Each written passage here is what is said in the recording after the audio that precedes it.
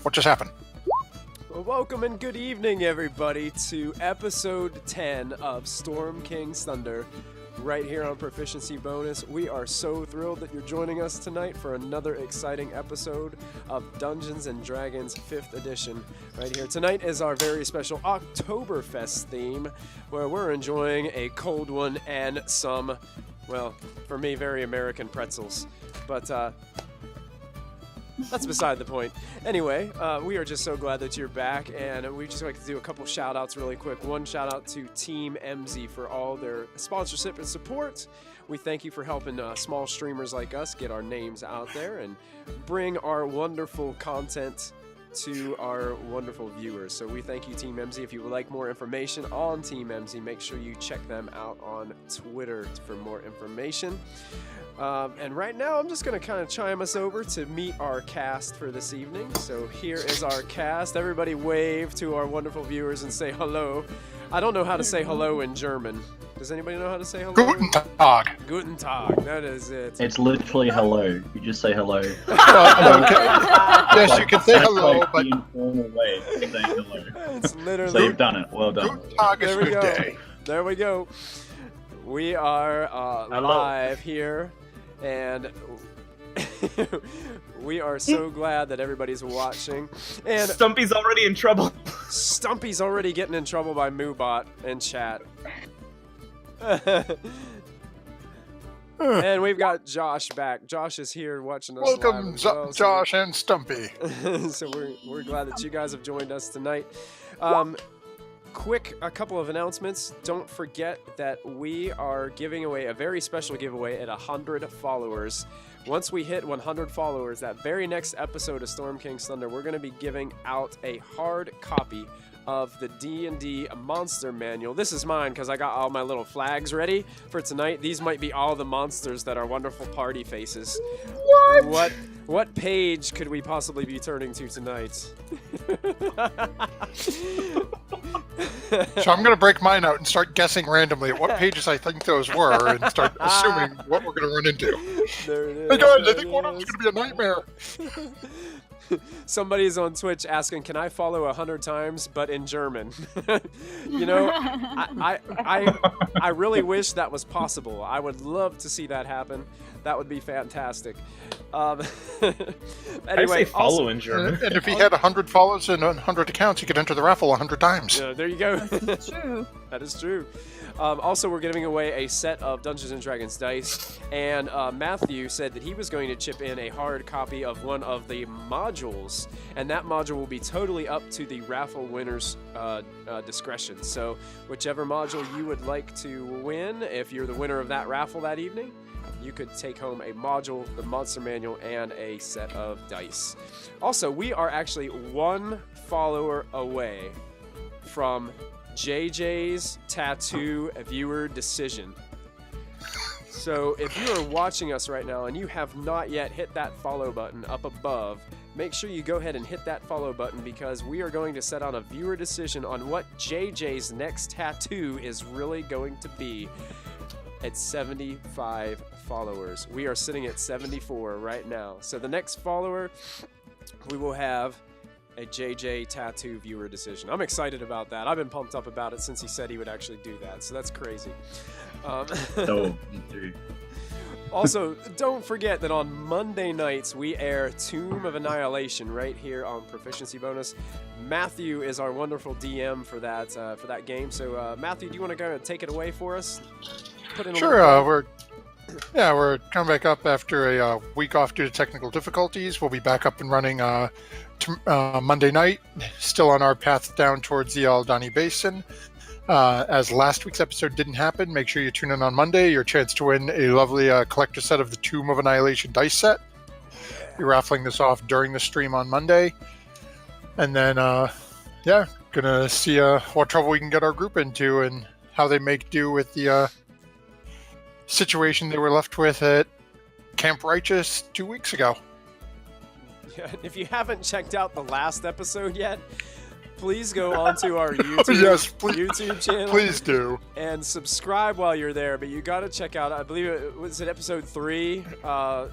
Yeah, Yeah, King Gizzard Tomb Raider. Yeah, check out King Gizzard Tomb Raider. You won't regret it. It was a fantastic episode with a lot of exciting events that happened for our party on Monday night. So that's amazing. So I think that takes care of our announcements for this evening. Jumping in, I was just going to do a really quick recap of what happened last time that we were together on Storm King's Thunder.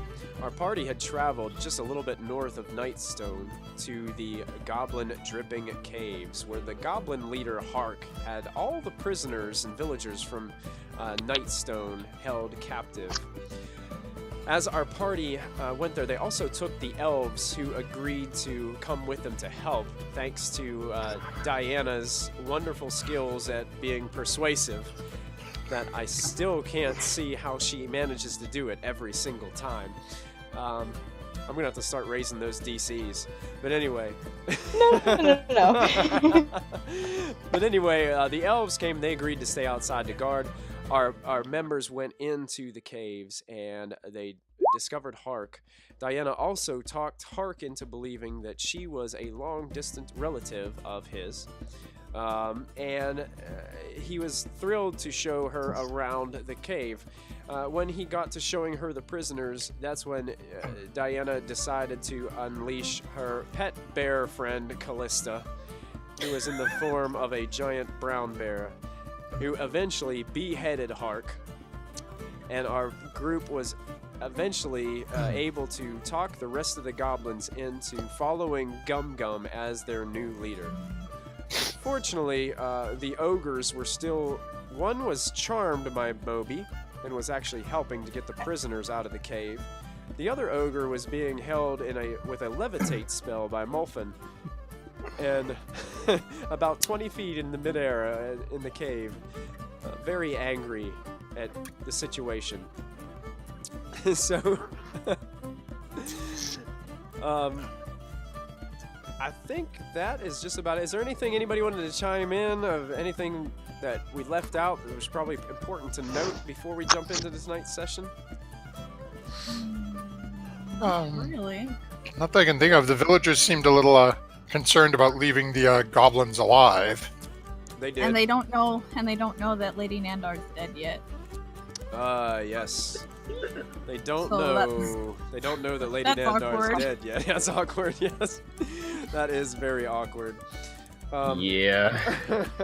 Yeah. And it seems like Mobi kept on trying to delay actually speaking to them about that, as he was trying to save their lives. So we might see exactly how that happens. Chat is still very upset that Hark is dead. No, that's just Stumpy. That's just Stumpy. Rightfully so, we could have saved him. Josh is trying to figure out how Matt has beer on his head. MG has beer on his head. Just wait till I drink from it. Oh my god. That is awesome. When you see him drinking from that, it's time to, send a message and have somebody shut him off. Yeah. At that point, just mute me, turn off my camera. Well, let's get some my God. different music on as we get ready to jump into our... Can we keep this like full session, please? You want that the whole session, huh? All right. Where are we? So, if you here, I'll shift ping you. I just kind of brought you out to the okay. map. Oh, there we go. Oh. So that's what you guys can see. Let me get the music down just a little bit so I can hear what's going on. It's always really loud in my ears. I wish I could. Interesting. Wish I could get that kind of balanced. Okay. Yes. And so the story is told. You guys have recently just were able to rescue the villagers just outside the Dripping Caves. It is very late at night, probably about just a little after midnight, as you're able to pull the villagers out with the help of the charmed ogre. Mobi, how long does that charm last? It's 1 minute. 1 minute? Oh, Yep. Perfect. Oh, that's not what we want to hear. So, all the villagers are coming out. Some of them are laying down off to the side, and just in the after the clearing, in a small batch of where the forest starts to get a little bit more dense. And I think this music is a little too epic for this situation. I'm going to change it a little bit here. I'm going to get something different. I want something different. Let's do this. I'm blue. He does. That definitely doesn't work. I like this better. It's kind of calm and heroic. I like that. We'll go with that. So as you guys are sitting outside, it seems like a lot of the villagers are trying to catch their breath. Several of them are still very injured. A lot of them seeming to be guards. And you guys are just kind of trying to regroup as you're all located outside. Molfin, exactly what happens to Thog that you have levitating? I've got him up there for 10 minutes. Oh, you can hold her up there for 10 minutes? 10 minutes as long as I don't lose concentration. So you're pulling her out of the cave as you're walking out? Yeah, basically I got to keep it within 60 feet of me. So as I'm slowly making my way out next to Lachlan, just one hand up. We really need to think of something to do with this thing. You guys, as I'm assuming it is probably still screaming and squirming up there.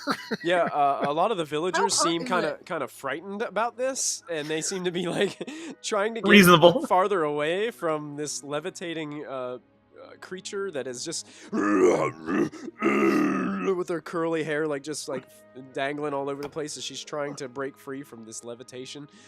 Lachlan, can you kill this thing, please? Put a couple more arrows in it. Sure. From a nearby tree, you hear calling out, "I would be glad to help with that." And it's the familiar sound of Rond, who seems to be posted up in one of the nearby trees. Feel free. Free target practice. Wait, when did we get so brutal? Like, hang on a second. Whoa.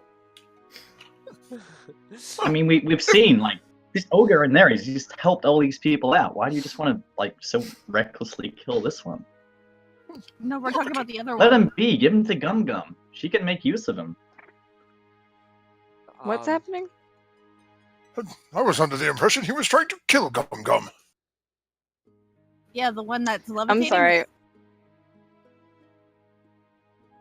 You okay, Day? Exhaust?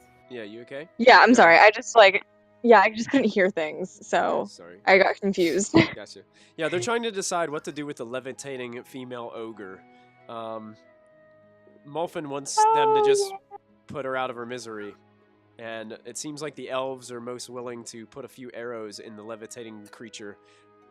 Lachlan seems to be okay with it as well. Yep. Okay. Okay. Whatever you guys think is best.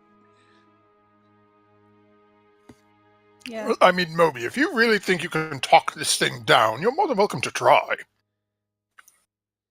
I'm sure our friends in the trees wouldn't mind waiting a couple of moments for you to try and converse to convince it to see the error of its ways. Well, I mean, the thing is, in order to do so, you're gonna have to put a few arrows in it anyway. Not that I condone it at all, but it just makes it easier for me. This sounds perfect. Everybody wins. Mobi, at just about this time, you hear a voice in your head. No one. Oh, that's not the first time. No one else can hear this, but you hear it almost as if it was an audible voice speaking to you. And it starts to say, "Mobi, Mobi, stop acting so innocent. You know this creature's time is up. It must be done. What? The queen expects it. Alright, I'm like...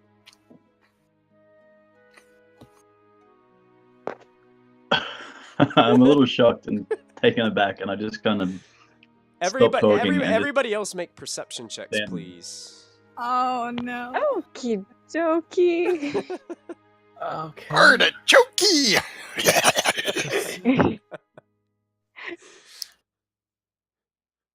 We are perceptive. Oh, you're very perceptive tonight. Yes. Perception. It's not a very perception. difficult check based on the way Mobi just described it. Unfortunately, even with her rolling a 1, she got close. Yeah, +3 to perception. Hey. Oh, I'll take it. Everyone Great. but Diana realizes that Mobi's attitude is really changed. He's something's going on with Mobi all of a sudden. Diana is still kind of she's eating her pretzels in the corner, trying to regroup from all the wonderful goblin encounters that just happened. Yeah. So, but the rest of you realize that Mobi's kind of shocked and taken aback by something right now. What are you thinking, Mobi?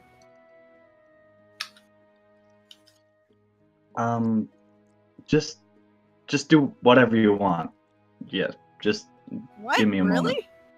Moby? You're Yeah. telling me to do whatever I And want? I kind of like, I kind of walk away and sit down on like that tree stump. Yeah. I'm just staring at him. So Mobi he's sitting down on the tree stump where earlier where Mulfin was casting his ritual, and he's facing away from everybody. You can see like his pulled up taut red hair. A couple of it is just unbound from the battle, just hanging to his sides of his shoulders. He seems to just be kind of staring down towards his feet. And occasionally just kind of like looking around, and then he'll just look back down. Well, Mulfin's gonna... Go ahead. Go ahead. Oh, okay. I was just gonna motion for the elves to do their thing. Mulfin is gonna... Unless someone's gonna stop me. Nope. Okay. Mulfin's gonna send Butra's familiar over to hang out right behind Mobi. He's gonna try to get there stealthily without Mobi noticing, and then just hang out near him. Okay, go ahead and make See what happens. Go ahead and make, since you said you want to be stealthy, go ahead and make a stealth check there, Mulfin. With mine, or do I do it for using the flying snake stats? Go ahead and use the flying snake stats. Okay, let Look, me. you're gonna be 10 because I'm very perceptive. A second, I gotta find out what he gets to a plus for it. Okay. Wisdom, +1. Okay. No, wait. Oh wait, no. No, Why did I say? Yeah, Yeah. I did. I was. You want Dex. Moby said perception, and my head went perception because brain dead. It's that When you get to be my age, it's that Oktoberfest beer everybody's drinking. We don't even know what stats to Yeah. use anymore. Who am that I? is much better. That is a Well, plus we 4. generate throughout the game. All right. That is a 17. What is it, Moby? What is your passive perception? 10. Okay. Oh. Flat So- standard. so yeah. It's just sitting on his shoulder. What was the flying snake's name again? Bouchois. Bouchois. It flies over and actually just sits right on Moby's Bouchois. shoulder. Yep. Yeah. Moby, you are so confused and distraught right now that you have no idea that a flying snake just landed on your shoulder. I guess you just assume that it's like a Very tree, cool. a tree branch or something, and you're just like Or you're just so distraught you don't even like reach up to just brush it away. Like,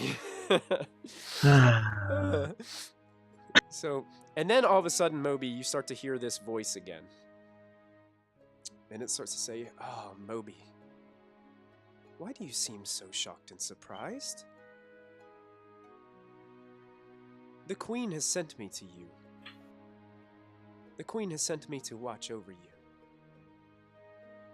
To protect you. To guide you. And to help you. Don't be worried. Don't be distraught. We will do this together. From now until the end. I start like grasping at my hair, like, oh, stop it, stop it, stop it. And then it starts to say, oh, quick, Mobi. You're running out of time. Quick! They are coming. And just at that point, the charm falls off of the big ogre. And you hear a giant roar bellow out from the cave mouth as the male ogre starts blasting out from the cave in a full sprint, still naked with dried mud all over his flesh, picking up this huge great axe, still busted up face from where he was smashed by the whip of Mobi last time. And all of a sudden, you guys just watch very quickly as everybody turns to see this ogre. A volley of arrows comes flying out of the nearby trees, and you hear the whistle of all these arrows flying through the air and the thuds as they each make impact. Several of them shooting into the large ogre's neck as he stumbles forward and slams down. Then you hear the crack of more of arrows as more of these go into the levitating female ogre, striking her down. And with one last exhale of breath, the female ogre, still levitating, is completely motionless, with blood dripping from arrow After wounds. seeing this like transpire, maybe like he falls to his knees and just like puts his head in his hands and starts shaking his head. Why?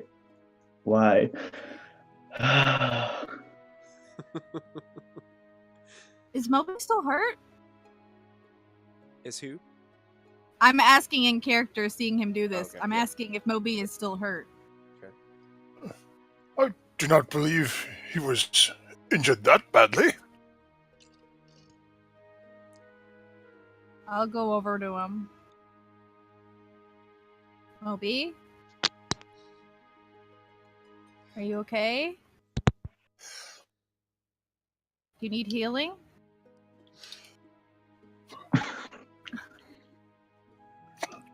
Why did they have to do that? They didn't need to do that. Well, You- arguable.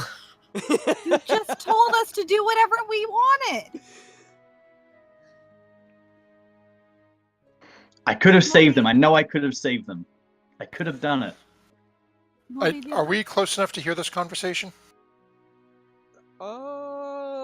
I would say that they're a little bit off from you guys.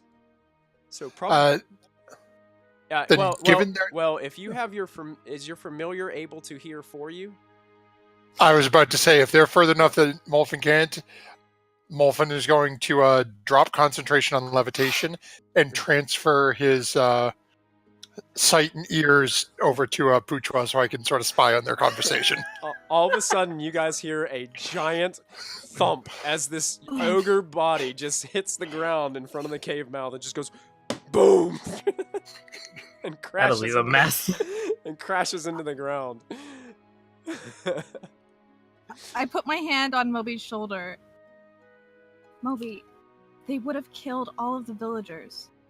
We did a right thing here. I could have stopped them. I know I could have stopped them. I need more practice. I know I could do it though. Okay. It's okay. Callista and Molfin's, actually Bourgeois. Callista and Bourgeois, can you guys both make perception checks for me, please? This is going to be a contested check.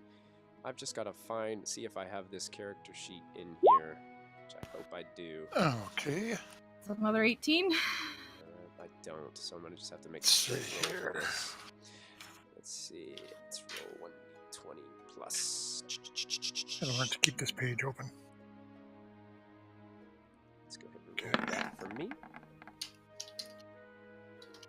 Oh, it shouldn't be very hard.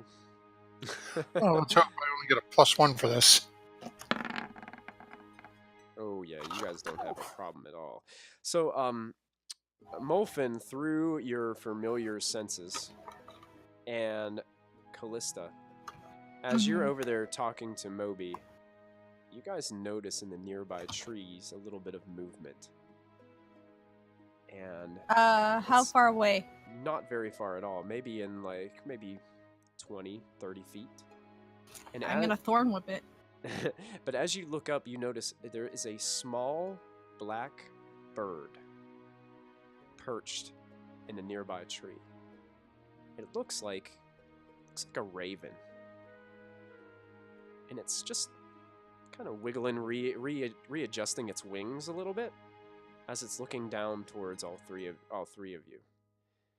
And you can kind of see as the moonlight kind of glistens through the trees, you can see a little bit of a, I don't know, every once in a while you catch a glimpse of like a blue and purplish glow to this raven as it stands perched on this tree branch.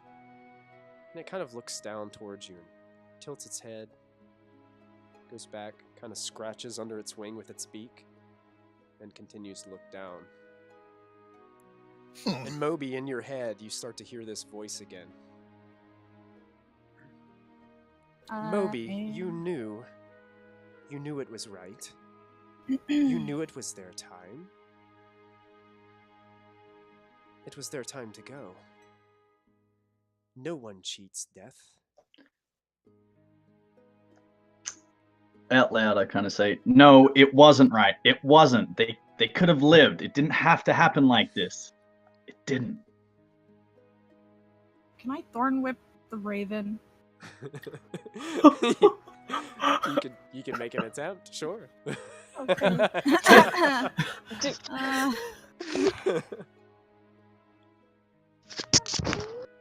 That's a 22. That's a pretty nice attempt. That's gonna hit. As you as your whip flies out from the ground up towards the raven, you see that the thorn whip crashes into the raven, and as it does, all of a sudden the raven just vanishes. No feathers fly out from it. No corpse. It's just gone. It just vanishes. What the hell? Okay. I don't know what else to do, so I'm just gonna healing word or healing. I'm actually gonna just cure wounds them, because I don't know. Okay. And as she's doing that, Molfin sends Bourgeois up to the branch where the raven was to take a look around. Okay. So go ahead and make an investigation check with the Bourgeois. Oh, this is not going to go good. Like stares at a bug or something. Like It's a -4. oh wow. That's a Still a pretty 13, good not roll. bad.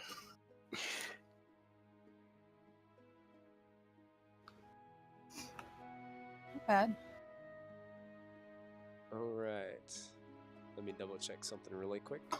Sorry, guys. Had to look at something fast. Bourgeois doesn't really see anything on just up by the branch. It's just a tree branch, the normal kind of tree. It's nothing really up here to really find. There's no there's no markings on the branch or anything like that. It just seems to be that this raven was here and is now gone. Are you okay, Mobi?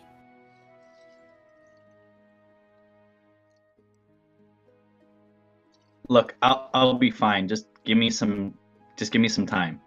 And I'm gonna walk back over to this tree stump and just kind of like slump down. Lachlan, do you still look like Pojo? How long has it been in general, like since we started all this? Probably a few minutes. I'm probably, yeah, I would still be in Pojo form. Okay. Okay. I have about an hour limit on this. You are getting a lot of terrible looks from the villagers. What? What are you looking at? What did I do? Yeah, I wonder why. And they are keeping Just- a very safe distance. Actually, one of them, a kind of an elderly female human, some very long, straight, graying hair, is actually giving you some pretty evil eyes right now.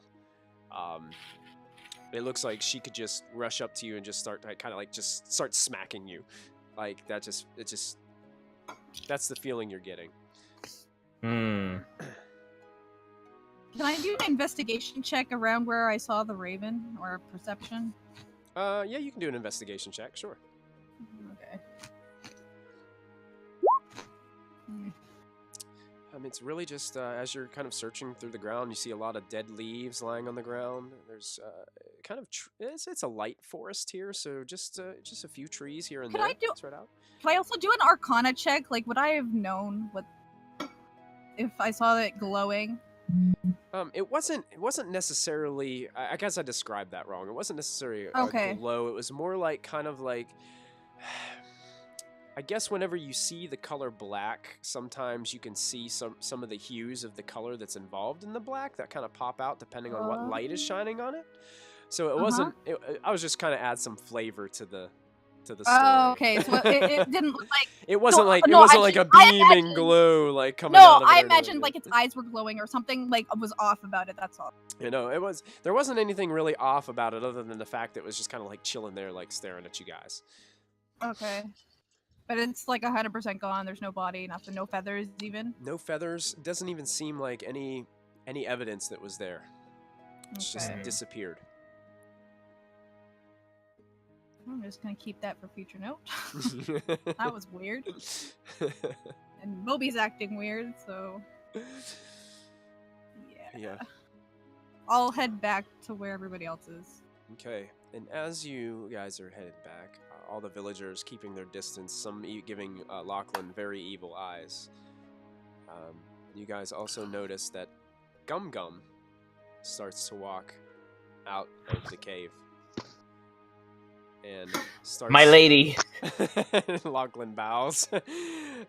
She kind of nods back to Lachlan and comes up to Lachlan and puts a hand on Lachlan's shoulder and says, Gum Gum, say thank you.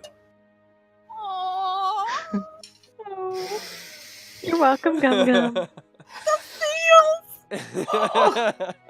Then Gum Gum, sort of hearing Diana say that, rushes over to Diana and throws her arms around Diana. Be careful, she could stab you. gives her a huge hug. But as Gum Gum pulls away from your embrace, Diana, not only you catch the wonderful stench that you got so accustomed to these last couple days, which whenever she hugs you, you kind of start to go a little bit. You know, it's kind of Throw up a little. Throw up, yeah, just a little in your mouth. You know. Yeah. You notice that when you pull back, she has a few tears running down her face, darkening the greenish flesh as they run down and sort of drip off of the end of her chin. Girl, me too.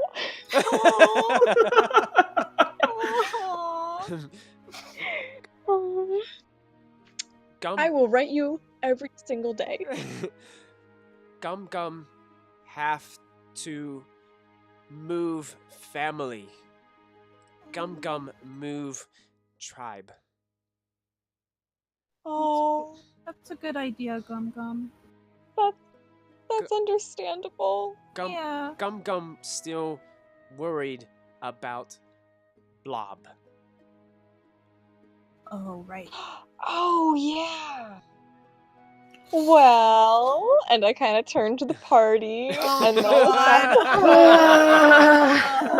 take care of that for you. Our damn cleric, man. You see an old gnome whose eyes are just solid sheets of gray as his vision and hearing is somewhere else, and he has no idea you're talking to He's warging.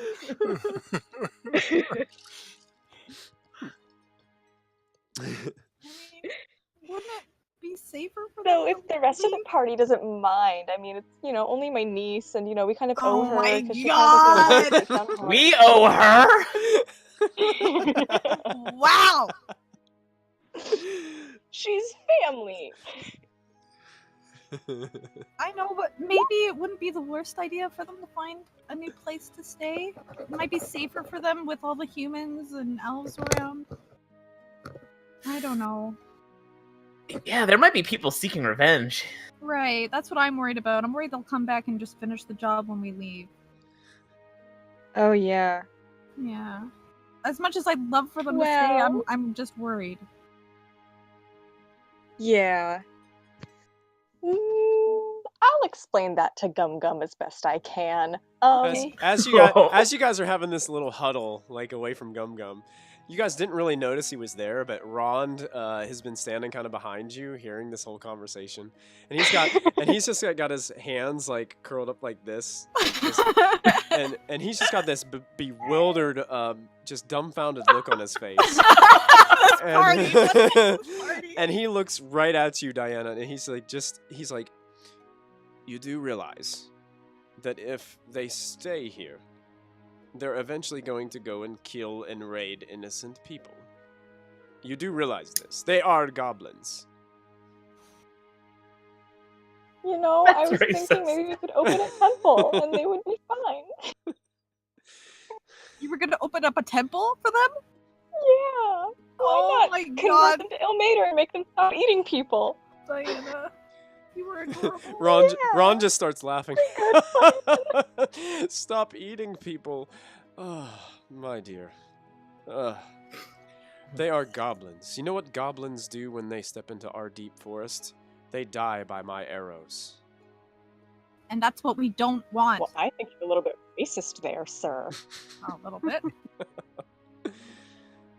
Well, I must say that you can keep them alive all you want, but the minute they step foot in my lands and trouble our wonderful families and elves of our deep forest, they will meet their demise quickly and swiftly.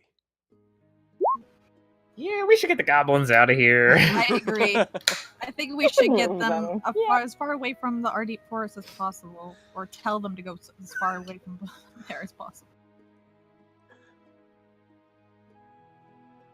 Yeah. Unless- Maybe we okay. could turn them into like a fishing village and they can like live by the water and it'll be nice.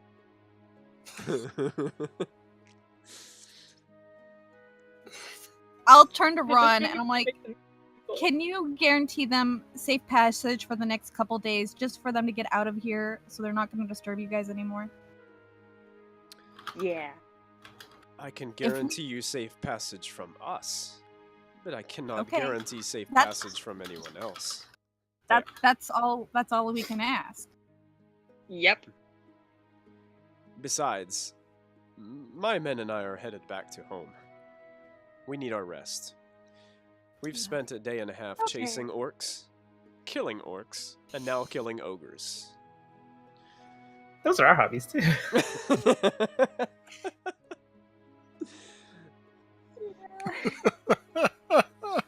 And he looks right at Lachlan and is like, and why you're enjoying looking like that hideous creature, I have no idea. Well, You can drop it now, Lachlan. Some stumpy hashtag kill Ron in the chat. oh. There's a whole bunch I'm of on board. hashtags. Yeah. Got kill Ron, forced relocations, goblins be gone. Awesome. Yeah, I'll just tell Diana to like relay that info to Gum Gum that it would be safer for them to find a new home. And I shall. Okay. I do that. I do Okay, the thing. so- I do the relay. So For me. Diana relays the information to Gum Gum, and Gum Gum seems to be a little distraught because I think there's a lot of work that needs to be done for her to relocate everybody. But that is, one of the true tests of her new leadership role as queen of this goblin clan. So she seems to be much willing to relocate to get away from their fears of the blob, who has been taking the lives of some of her family members and fellow clan members. So as she looks towards you, Diana, kind of drying her tears a little bit, she looks towards you and says, "Gum Gum, happy Gum Gum met you."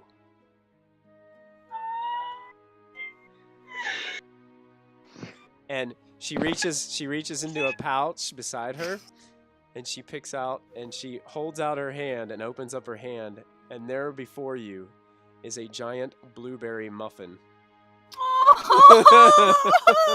Wait, what? It's a giant blueberry muffin that she's been carrying around since the kitchen at Nightstone. And she's, I know you like these, and holds it out to you in her very stenchy greenish hand that she has. This episode has ruined me. Critical Role who? This is the most emotional thing. Yes. I'm putting a muffin in my inventory for treasure. When you take a hold of this muffin, it's been another day since they were in her bag, so it's a little like it's getting a little mushy, and doesn't. It's okay. Oh, And, thank you, Gum Gum. I will treasure it forever until I eat it. In about 6 minutes. Does Gum Gum look hurt at all? This what? Does Gum Gum look hurt at all? No, she doesn't. She seems a little bit overwhelmed. I guess maybe being queen sounded great, but now that she realizes that she has to pack up all of her clan and family, although the numbers have dwindled drastically since the Nightstone issue and since just everything, but there are some of the goblins left that she will be leading. But still, it's kind of a big deal to have to embark on, but she knows it's the right thing for her clan to get away from the blob that keeps on stopping them from getting fresh water inside this cave, and also just killing off people who try, or goblins that try, not people. Okay. Yeah, I'll just kind of like ruffle her non-hair, and I tell her to stay safe and to stay strong. Yeah, as you pull your hand away, you realize you took a little bit of her stench with you. Oh my god, I didn't think of that carrot rope. One of our viewers has pointed out that muffin is probably wet paper mache. Yeah, Mr. Carrot Rope, you're right. It's definitely mushy. But it's more. Diana, you should take a bite out of respect for our queen. I think.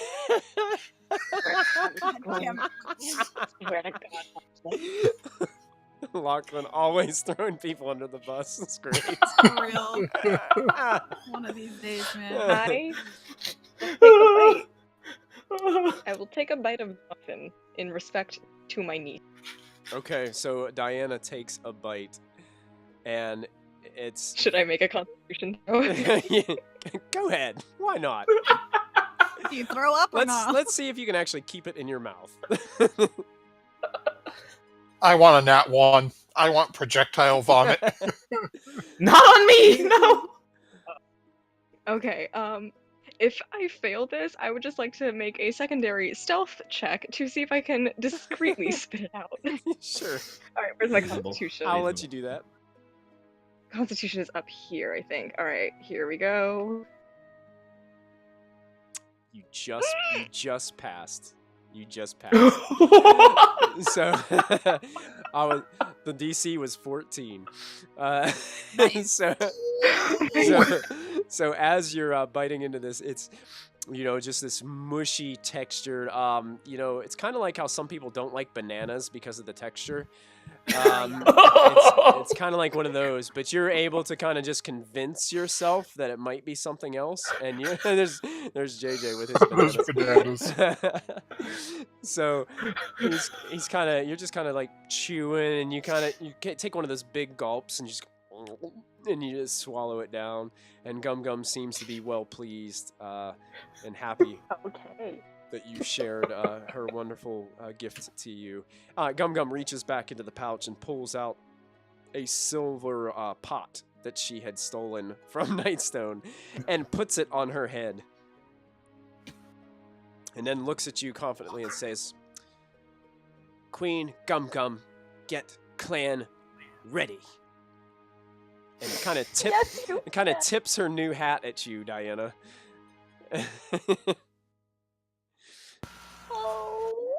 I'll give her a little bonk on the helmet and tell her I love her, and then I'll go. I love you, Gum Gum.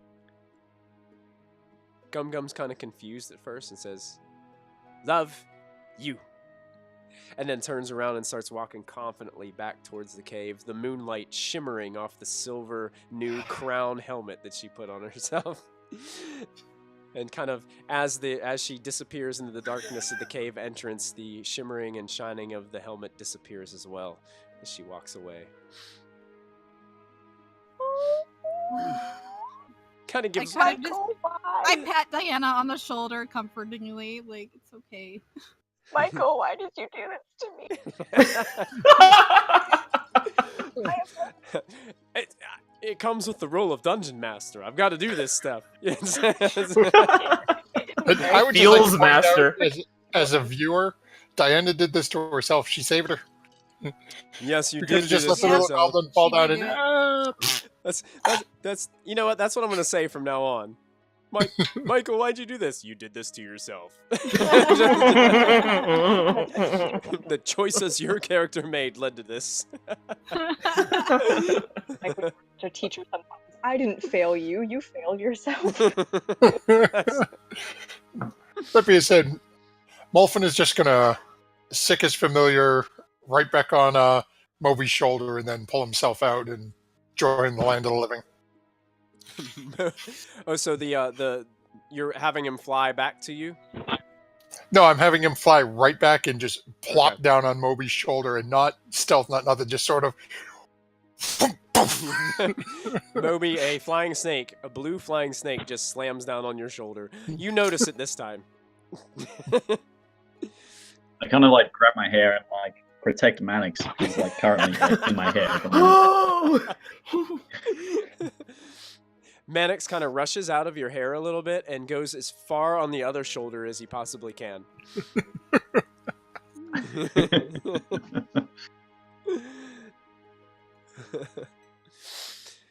Okay. So, are we shepherding villagers or escorting Gum Gum to her new home? One of the women approaches you, Mulfin. The older woman that was giving Lachlan very dirty looks. She kind of quietly but harshly in her tone. It's like, I can't believe you're doing this. I can't believe you're letting them live. Why would you let these creatures live? Do you know what they did to us? Do you know what they did to our families? No, I have no such information. We arrived here after the fact, being told that you people had left the village and arrived in their cave. We came in being told that there was some manner of leader here who was supposedly eating people. Stumpy, It has been dealt with. Stumpy says hashtag kill the woman. Jeez. Stumpy. And As it is, if you look at that small little creature there, the sort of disgusting looking thing with the arrow that's been hanging around, it's, as you can see, it seems relatively peaceful. It has not attacked anyone. From the way I saw it in there, it actually aided in you all escaping. Now, we allowing them to depart from this area is to no longer bother anyone. But and you see her start to get a little bit distraught as she's talking to you. But they took my son. They took my son. They took his life. I have not seen him since they took him. I've only heard the screams echoing through the caves amidst the dripping of the water. And you think that's okay? You think they're peaceful?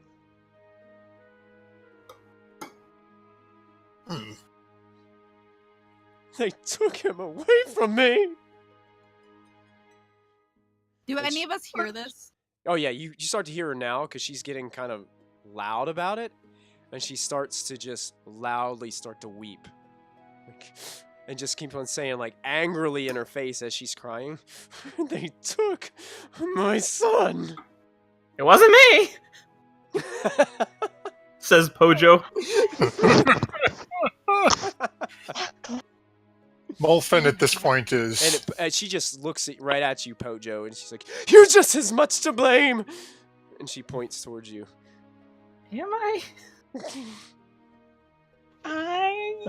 Michael, Molfen can maybe hear this? Oh yeah, you guys all start to hear this as she starts to get... Is she human? She is human, yeah. So she's quite a bit taller than Molfen, but is like addressing the conversation to him because she was the first. He was the first that she approached. I'm gonna drop my hood. I'm gonna drop my hood and walk over to her. Oh, as Callista drops her hood, go ahead, Callista. I want you to describe to everyone because we really didn't. They don't really know. They really haven't seen you without your hood on. Not really, no. So can you kind of describe to all of our viewers and our party exactly what they see when you drop your hood? Well, I am a drow. I have very light purple skin, but it's still significantly darker than any other like skin color in this party.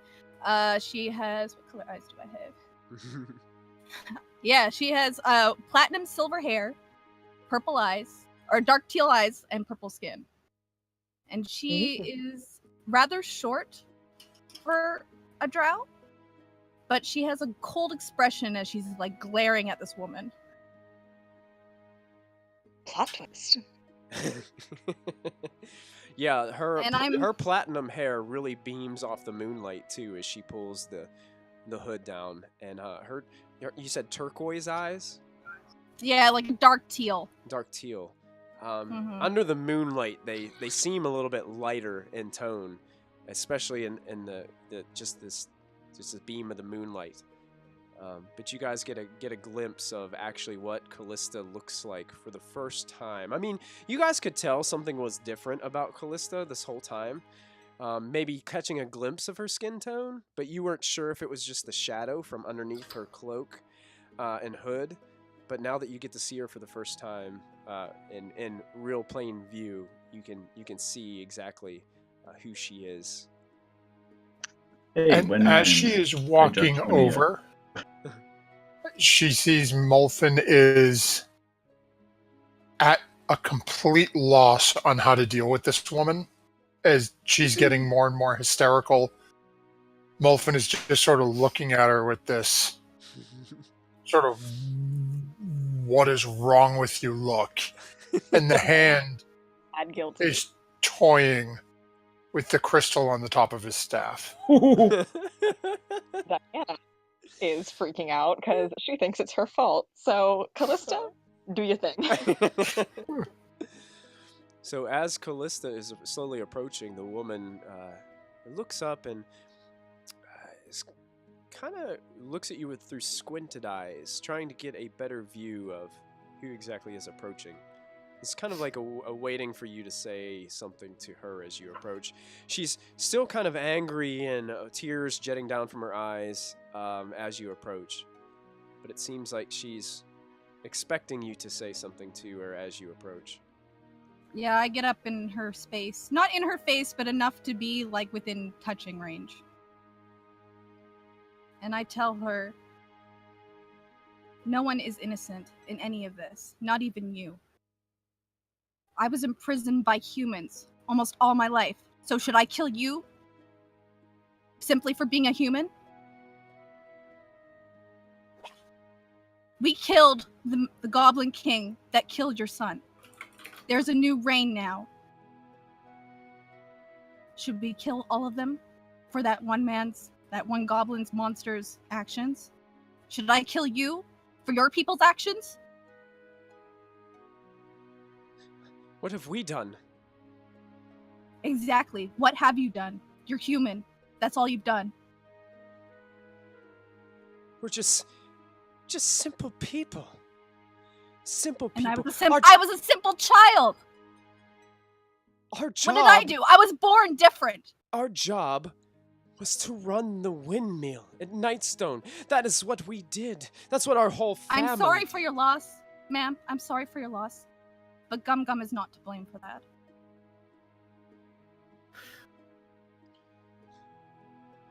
Now we focus on moving forward. That's all you can do. And I put my hood back up and I walk away. Oh my gosh. Oh my god.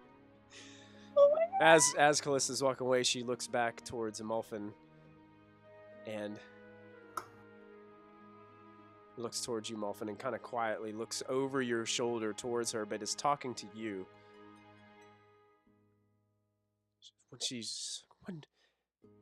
One day she may understand.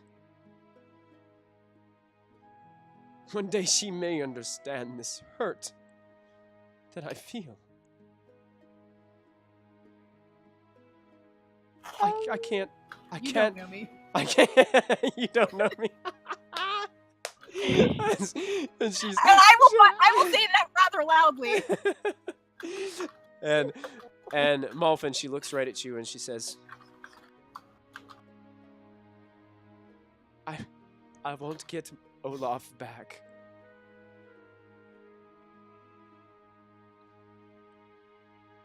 Oh. 45 years I had with Olaf.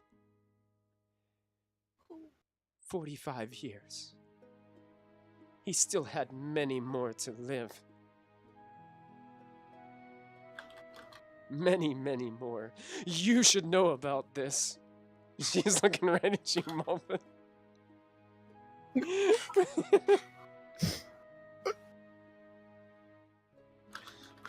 Malfin is just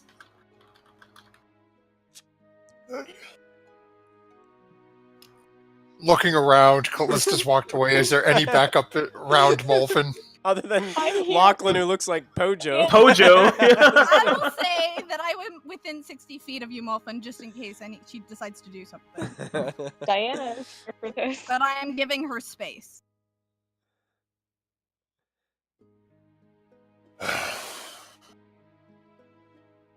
When you live as long as I have, you see many a person die. Oh no. Family, friends, right, wrong. People die. It's an unpleasant fact. Blaming others for their death does nothing. You are welcome to soil your family's memory by pointing blame at people, or you can go and live and make something better of it. Leave me out of it. I would like to go up to her. Just be like, hi, can I give you a hug? Can I hug her? Like, make her feel better? As you hug her, she just breaks down in your arms and just sinks her face into your shoulder and just starts someone who is at a funeral just going into your shoulder. As she is I turn to the party and I mouth, "Oh my god, this is my fault." I shake my head. My fault. I shake my head at you. No, I don't say anything, but I just shake my head. No. Maybe. Oh. I cover And- Lachlan's mouth. And as this woman is crying in Diana's arms, I think JJ needs to use the restroom, so we're gonna take a 5-minute break. Yes. The seal is broken. The seal is broken. Oh, my See, make God. it! Make it! This is why we don't normally have alcohol on this stream, because we have to stop every 5 minutes for somebody to go to the bathroom. My goodness. That's it. And we just got a new follower. Thank you so Is that much 70? for the Thank follow. you. That makes 75 followers. So that means we have reached our viewer decision for JJ's tattoo. Yes. Yes. So thank you so much for the follow. That means that JJ is going to be getting a viewer decided tattoo very soon, and we're gonna have to figure out a way to stream that live, because I think that would be Oh my amazing. gosh. Yes, Do it. that is. Yes. Hook me up on Snapchat. Somebody says in the chat, lightsaber on the wang.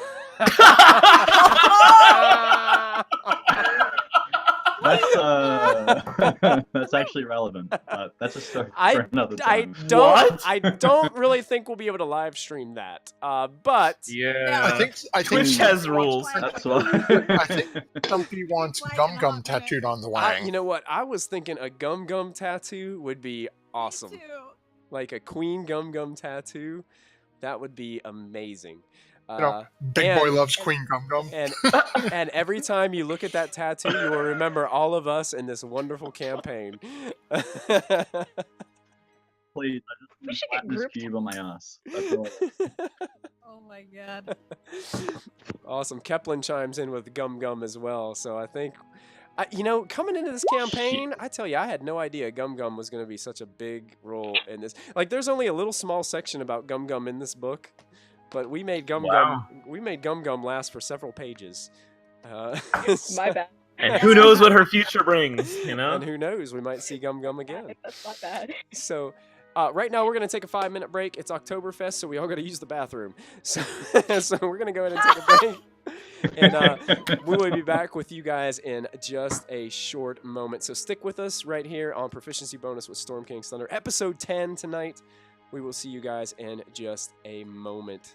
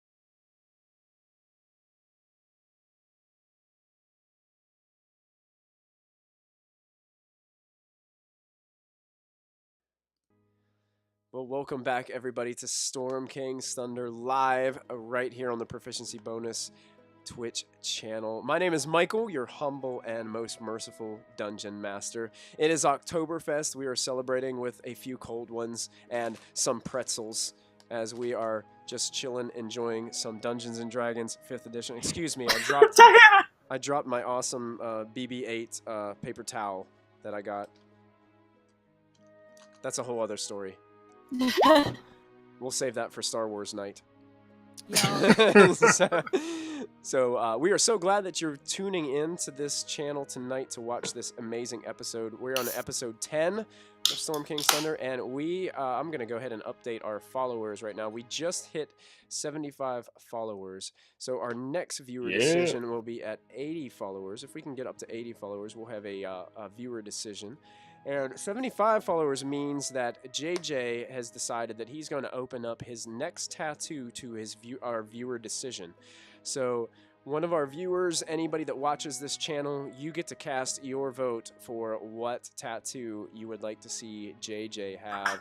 And we're going to find some way to stream that. We'll have to do it some way. I really think that our viewers need to see that happen. So I think that'd be excellent. Where last we left off, Diana was embracing an older woman who had lost her oldest son, Olaf, to the goblins that this party had tried so hard to keep alive throughout this and replace the King Hark with Queen Gum Gum as the new leader. We had a few emotional moments between Gum Gum and the rest of the party. And now the party is trying to console this woman and figure out what they need to do with these villagers and what their next steps are going to be. So, Diana, you have this woman in your embrace. And Okay. all of a sudden, this dwarf starts slowly walking up to you, puts her hand on the woman's shoulder. Kind of a middle-aged looking dwarf. Long hair, long beard, looks up to you and says, "Oh dear, she'll be all right. She'll be all right. Once we get back to Nightstone and we meet with Lady Nandar,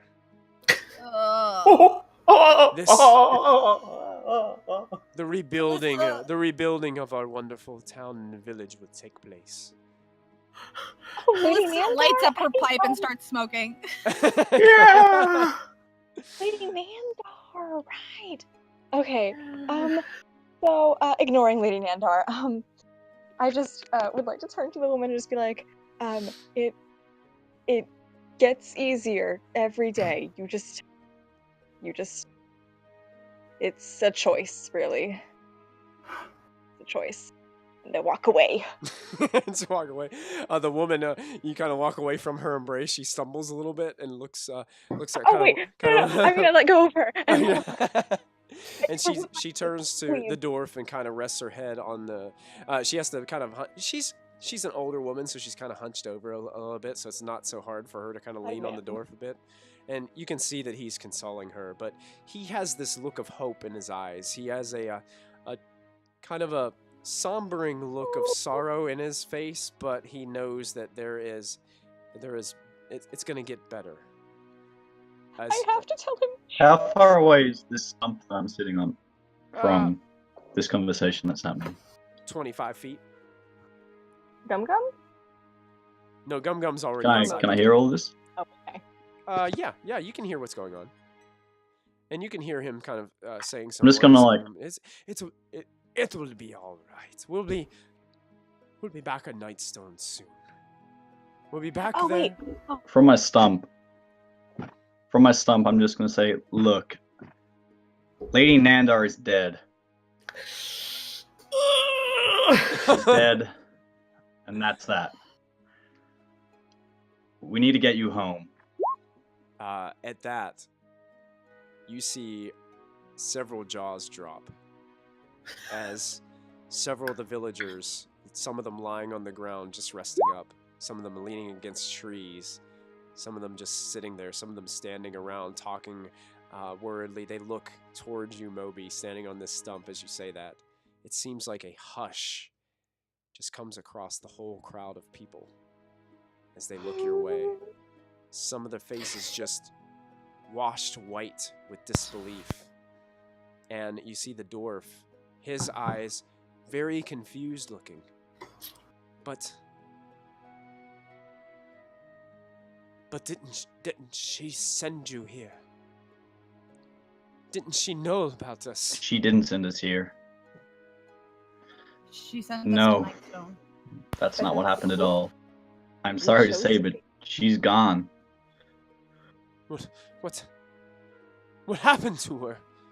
You know who sent us here? Do you know who sent us here? It was that goblin over there. Gum Gum. She was the one that sent us here. She was the one that told you about us. That's why we're here. That the goblin sent you here He's not lying. to save us? You're darn right she sent us here. From a certain point We're of here view. because of her. You're saved because of her. He kind of starts to look down towards the ground, pondering, very confused. His eyebrows are just kind of clenched together in the middle of his face, not really sure what to make of this situation. Looks up towards the woman. The woman So perhaps all of you will think twice before you judge someone by their looks, by what their race is. I dropped my hood Really, again. can you be so stubborn? And Callista drops her hood, and her beaming hair just stands out. And the woman, shockingly, I like that. That was good. Like a shampoo commercial. Maybe she's born with it. Maybe it's Fancy. Maybelline. Maybe it's Yes, we know. Okay. Anybody work for Maybelline? Can we get an endorsement? me up. Yeah, there we go. So the woman just kind of shockingly, her just face is dropped, tears still running down her face, looks towards the dwarf, and she's like, it can't be true. Don't judge these creatures It on what you is. think they are. Judge them by their actions. Judge them by what they do. Don't judge them by how they look or what you think they do. Damn it, you people are ridiculous. I just kind of like jump off the stump and kind of like just sit down.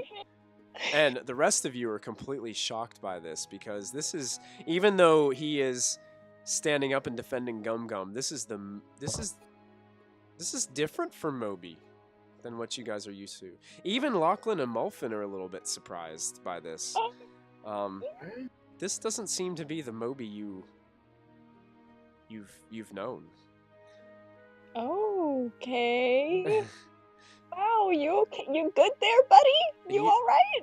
And as Mobi is walking away, you hear some people breaking out into crying in the crowd of villagers, as they just found out that their leader, who was beloved by the whole town, has been pronounced dead.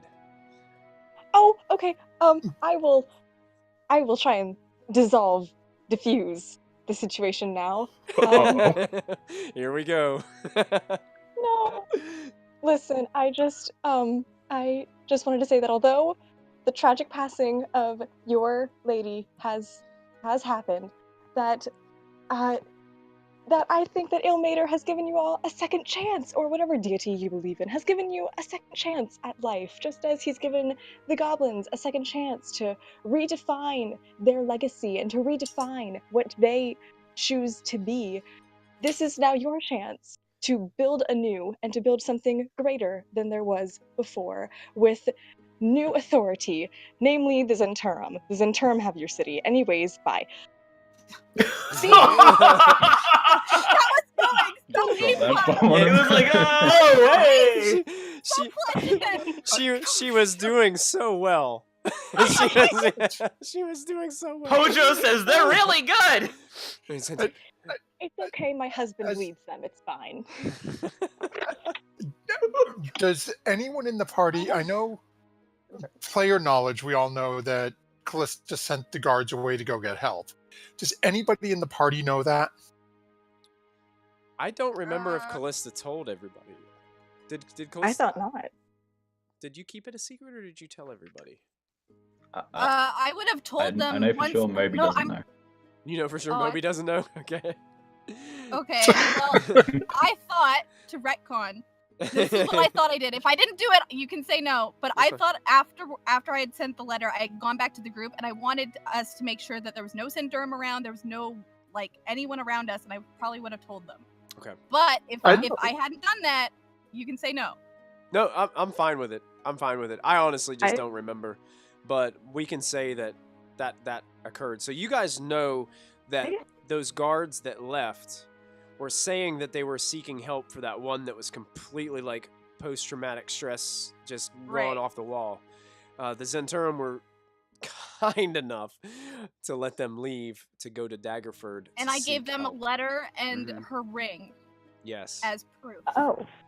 Okay, so does that mean that But they had just left. They had just left the beginning of this evening, and it's about probably a 3-day travel to Daggerford, even by horseback. Yep. How do the people look hearing this?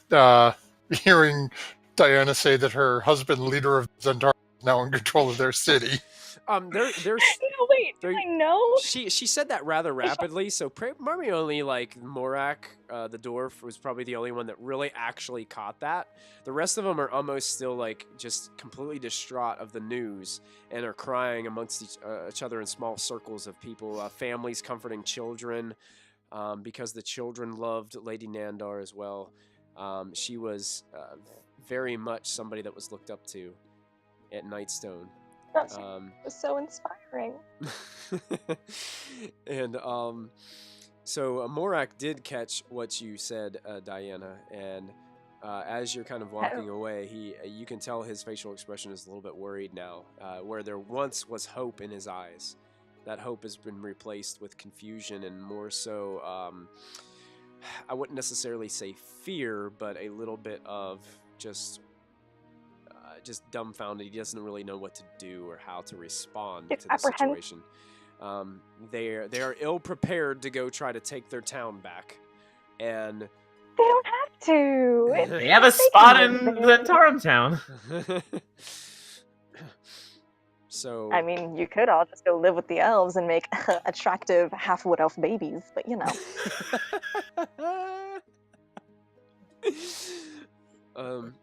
Or with gnomes. Cover his face. Mobi's seeking a attractive young lady. There's that 85-year-old woman there. Hey, I'm about 85. Just a number. I love how Ninja chimes in chat. I'm gonna diffuse the situation. Proceeds to make it worse. That's awesome. Oh my god. Diana has now been compared to George Costanza. That's so Oh relevant my to goodness. I call myself a Jack. I say this every week, but our viewers are absolutely amazing. We get some awesome conversation going on in there in the Twitch chat. Thank you guys so much for making this so much fun. You guys make it amazing for us as we sit here and read your comments. Yeah, it's amazing. Yeah. So Morak, Mobi kind of walked away, and Diana said she was kind of walking away as well. Callista, how far is everybody away from these villagers? I know Molfin was kind of just hanging around. I was staying. Pojo's still pretty close. No, I was staying pretty close because I wanted her to get the effect of what she was saying, and I have my hood down. Okay. Yeah. I bet you regret that. Nope. So, hearing them, you hear the dwarf kind of looks back towards the crowd of villagers, and he seems to be like he's searching for someone within the crowd, trying to catch the glimpses of their faces in the shining moonlight down on this little clearing that's in front of the cave mouth of the Dripping Caves. Starts to call out, Daphne! Daphne, are you here? Oh no.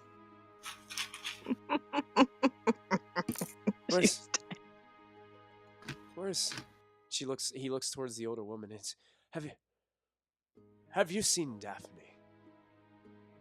Lady Nandar's lady in waiting. Oh. Have you seen her? And the old woman is just like, she's completely distraught, but she starts shaking her head no. And then one of the villagers calls out from the crowd, and I saw her being taken away by the goblin leader. It wasn't too long. It wasn't too long before he showed up. And she points directly towards Mobi walking away. Oh, is that the human that you try to make me eat?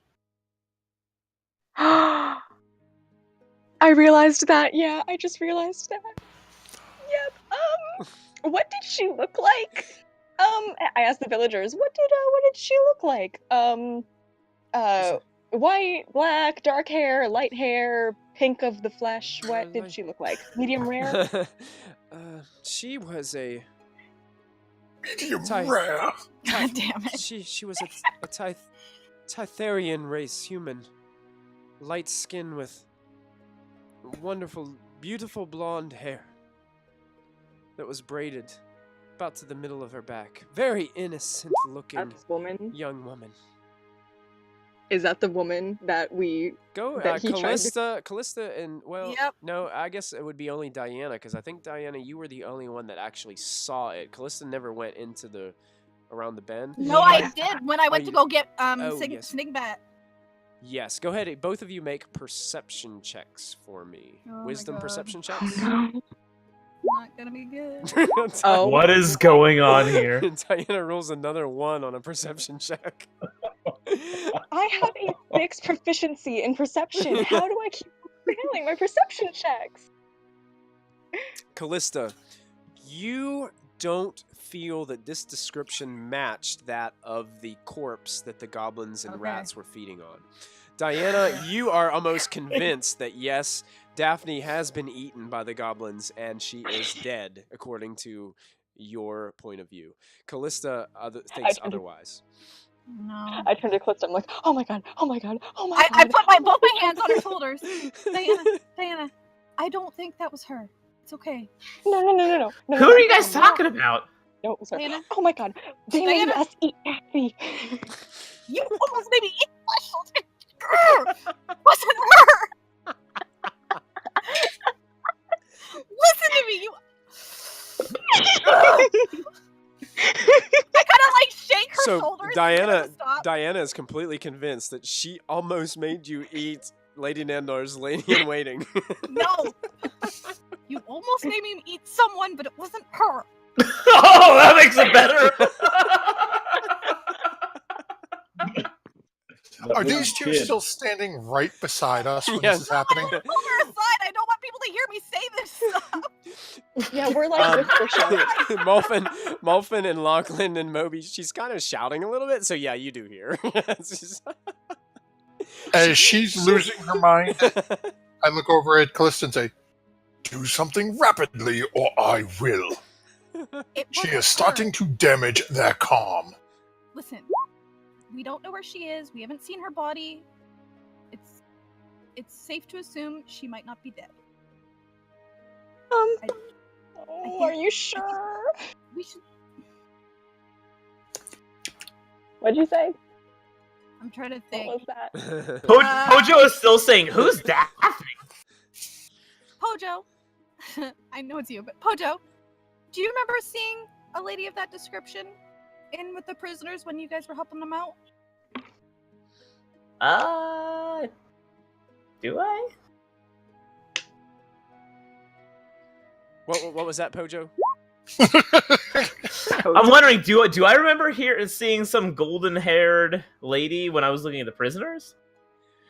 You didn't see a golden hair. You didn't see anybody that matched this description in with the Okay. prisoners. No, I don't think I saw anyone like that. And at this time, Mobi, you start to hear a voice, an audible voice in your head again. Oh my god. And it says, Mobi, don't be so cowardice. You know as well as I. This woman that they are talking about is still alive. and it is not her time. The queen is not ready for her yet. It's not her Upon time. hearing this, I kind of like,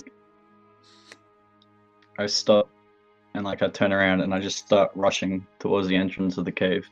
Oh, Moby! Moby, where are you going? Moby. Molfin's going to try to follow him.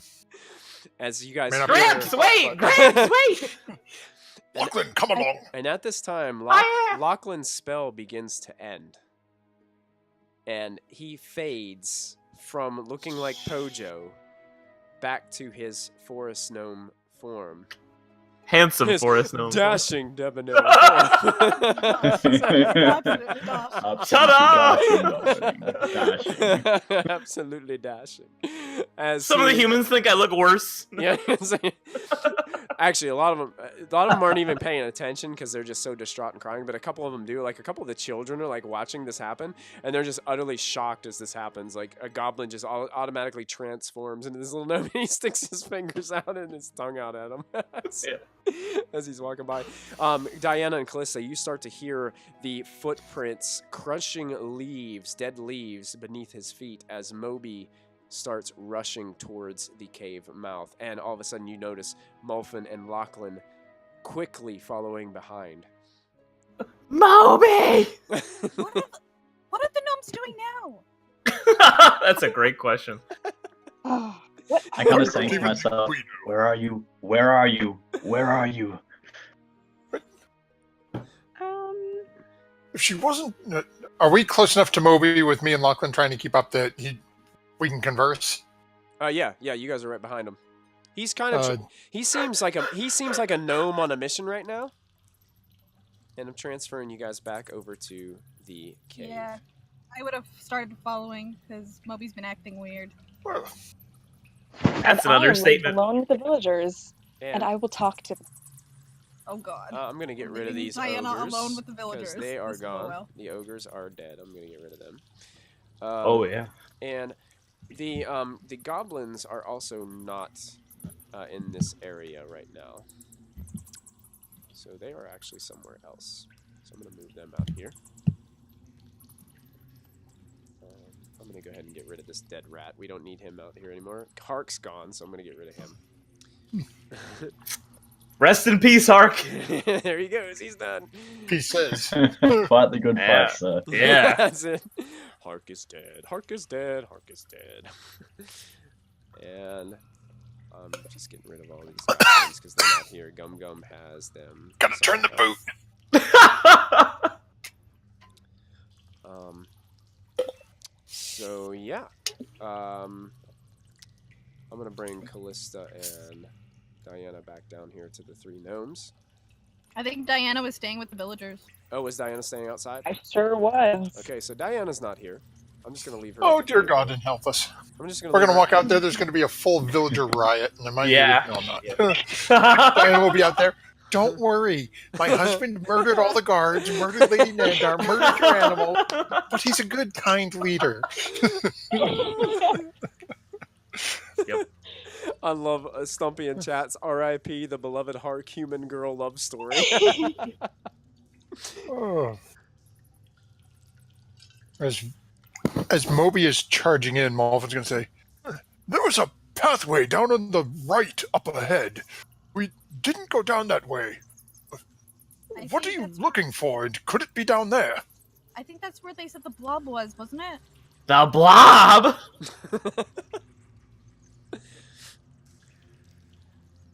Maybe still like kind of talking to himself, like, "Where are you? Where are you?" Hoping like this voice kind of like chimes in, helps him out. Okay. Everyone who is walking in, make a perception check for me, please. Actually, you know what? Diana, go ahead and make a perception check as well. Oh, okie dokie. Yep. Righty then. Lachlan with a I good. can't wait to roll a Yeah. natural one again. Yeah, always these 18 perceptions. Perception, gotta get to my perception. Heart thingy, where's my perception? Hey, maybe this bonus 6 will come in handy for once. Whoa! Ooh, look at that. Hello. Holy Got him. mother, Diana showed up for a check. I need one more check. I think it's Okay. Molfin's. Yeah, and Then- well, actually, you got 2 more coming Oh, because my familiar's in here with us too. That's a good thing. Yeah. Wow. Oh, and I want to remind you guys, I think Callista has the Nat 20 The this nat week, 20. and Yeah. everybody else has DM's inspiration too. I'm sorry, I should have reminded you guys at the beginning of the That's right. episode. That was my apology. I'm the Be ready DM. for that. I will take that. I will take that and eat it. That's my fault. That's my fault. Well, Awesome. apparently, my familiar is noticing more than I am. Basically, everybody except for Molfin notices this. Diana, you're the first to pick up on this, but as your party disappears into the darkness of the cave opening, you see the flapping of wings come out of a nearby tree. And you see this silhouette of a dark bird glisten under the moonlight as it disappears, flapping its wings into the cave. Can I make a religion check? Or would that be metagamey to think that it was automatically something religious? Maybe it's a sign, maybe it's an omen? Go ahead and make a religion check, sure. Could be an open. Okay, because I feel like Diana is a very spiritual person. She'd just kind of be like, oh, look, an omen.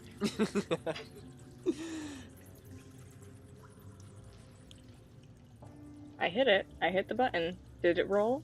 It Yep. rolled. It went there. It rolled. Yeah, I probably failed that. Yeah, Diana, you're not 100% sure. You think there's a possibility, but your knowledge has not really.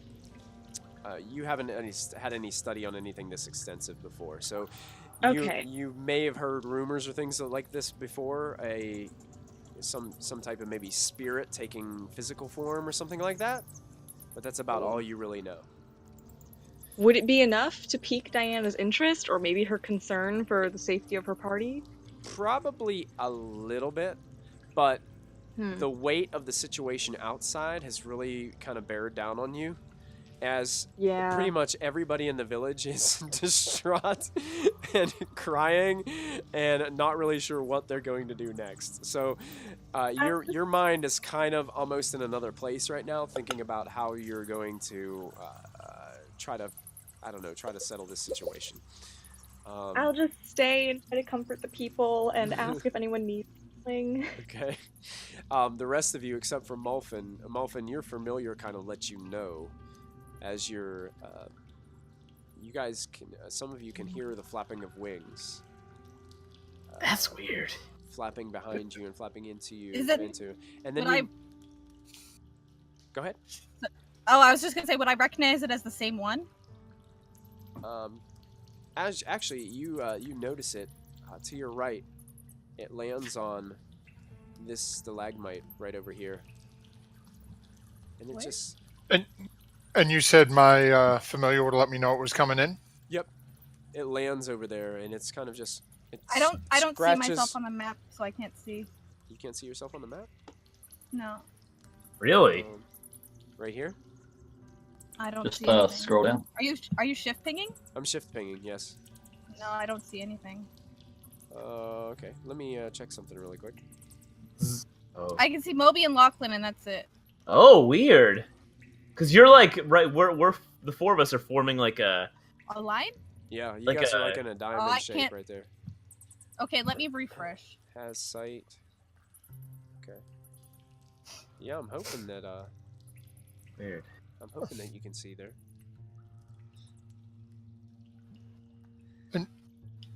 As being pointed out to Molfin, does he get any weird feeling on this bird?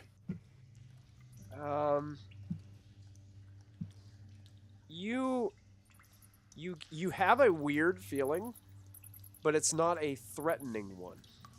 Hmm. As the bird settles down onto this stalagmite and just kind of, with its beak, scratches its belly, scratches under its wing, and sort of looks to you guys. Just tilts his head a little bit, tilts his head back, looks down farther into the cave, just rapidly moving its head as it's fluttering its wings just a little bit. It's So to me, it's just a. Oh, good. Good. yeah, it's very hard to see, but it's there. It's just a black bird. Is anyone else seeing a black bird over there? I saw it earlier. I want to use gnomish, speak with small beasts to be like, "Hey, little buddy." Okay. It blankly stares at you, Lachlan, and then just turns. That usually works on pigeons and whatnot. This thing. Hello? Hello? And it's Mobi. You start to hear this voice in your head again, and it starts to say, "She still lives. She's in here. It's not her time. The queen desires not her death. She has many years."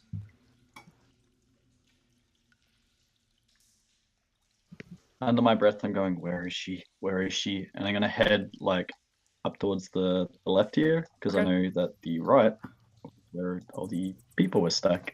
Right. Yeah. So Mobi continues to lead on into the cave. As he's wandering that direction, Molfin's going to take a step forward and over towards Lachlan a little. Lachlan, is it not responding to you?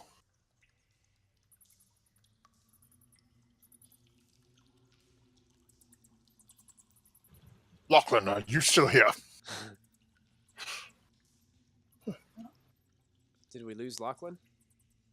Lachlan, you damn foodler.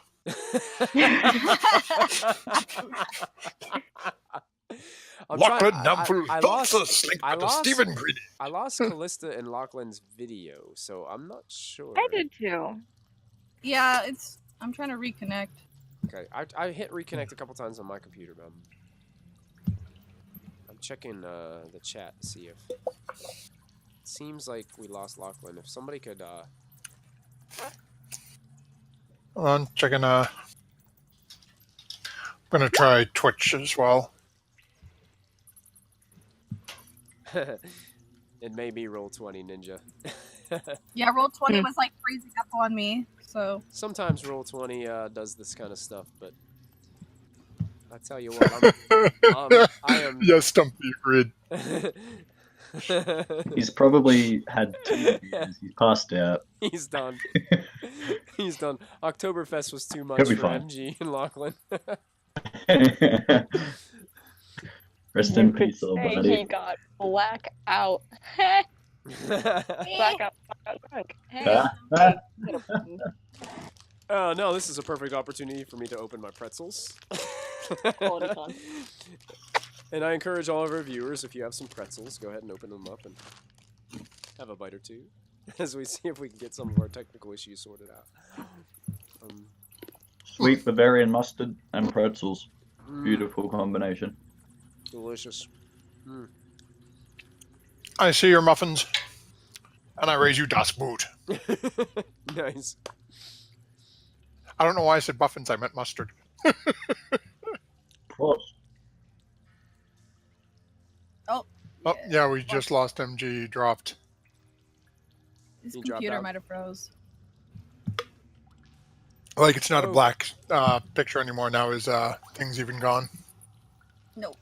Oh, Alright. I saw something on Discord.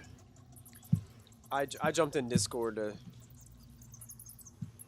Oh, he says he's here. He's typing something. We'll get him back. Oh. Yes, Ninja, Rockstar and Doritos are perfectly acceptable. That is awesome. And Stumpy, thank you for popping popcorn before the show. That just really really pumps us up. It makes us feel like, you know, important that you're spending your Friday night with us. So thank you so much. So, I think Lachlan is just having some internet issues, I think is what's going on. yeah, I Probably. just dropped out of Discord too. Yeah, I think some internet issues are happening. So Yeah, I'm trying to refresh. At one point, I had to restart my entire computer because of issues. So Relatable. He shows he's back in. Oh, Roll. balls. Hey, there he There is. he is. There he is. Hey. Okay. We got our So- Lachlan back. Lachlan, you missed the Bird to entertaining seal. part where your great grandfather was asking you if the bird was ignoring you.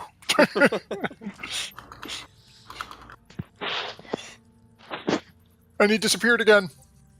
Oh no. Oh, he's Okay. having a microphone issue. That's what he said. So I said, yes, the bird's ignoring him. What? Oh, no, I heard him say what? Yeah, I heard him chime in a minute. And I want all of our viewers to know that these jalapeno pretzel pieces are really stinking hot. My goodness. I've had 2 and my mouth is on fire. It's okay. Luckily, I have this beer to cool off. Yeah, there you go. There you go. I'll have to see if they have that in the jukebox at Roll20. My mouth is on So- fire. Ninja, these are Snyder's of Hanover pretzel pieces. They're the jalapeno flavor, and they are really if you're into spicy stuff, these are it. Pretzels, baby. Yeah. My goodness, I'm gonna be sweating here.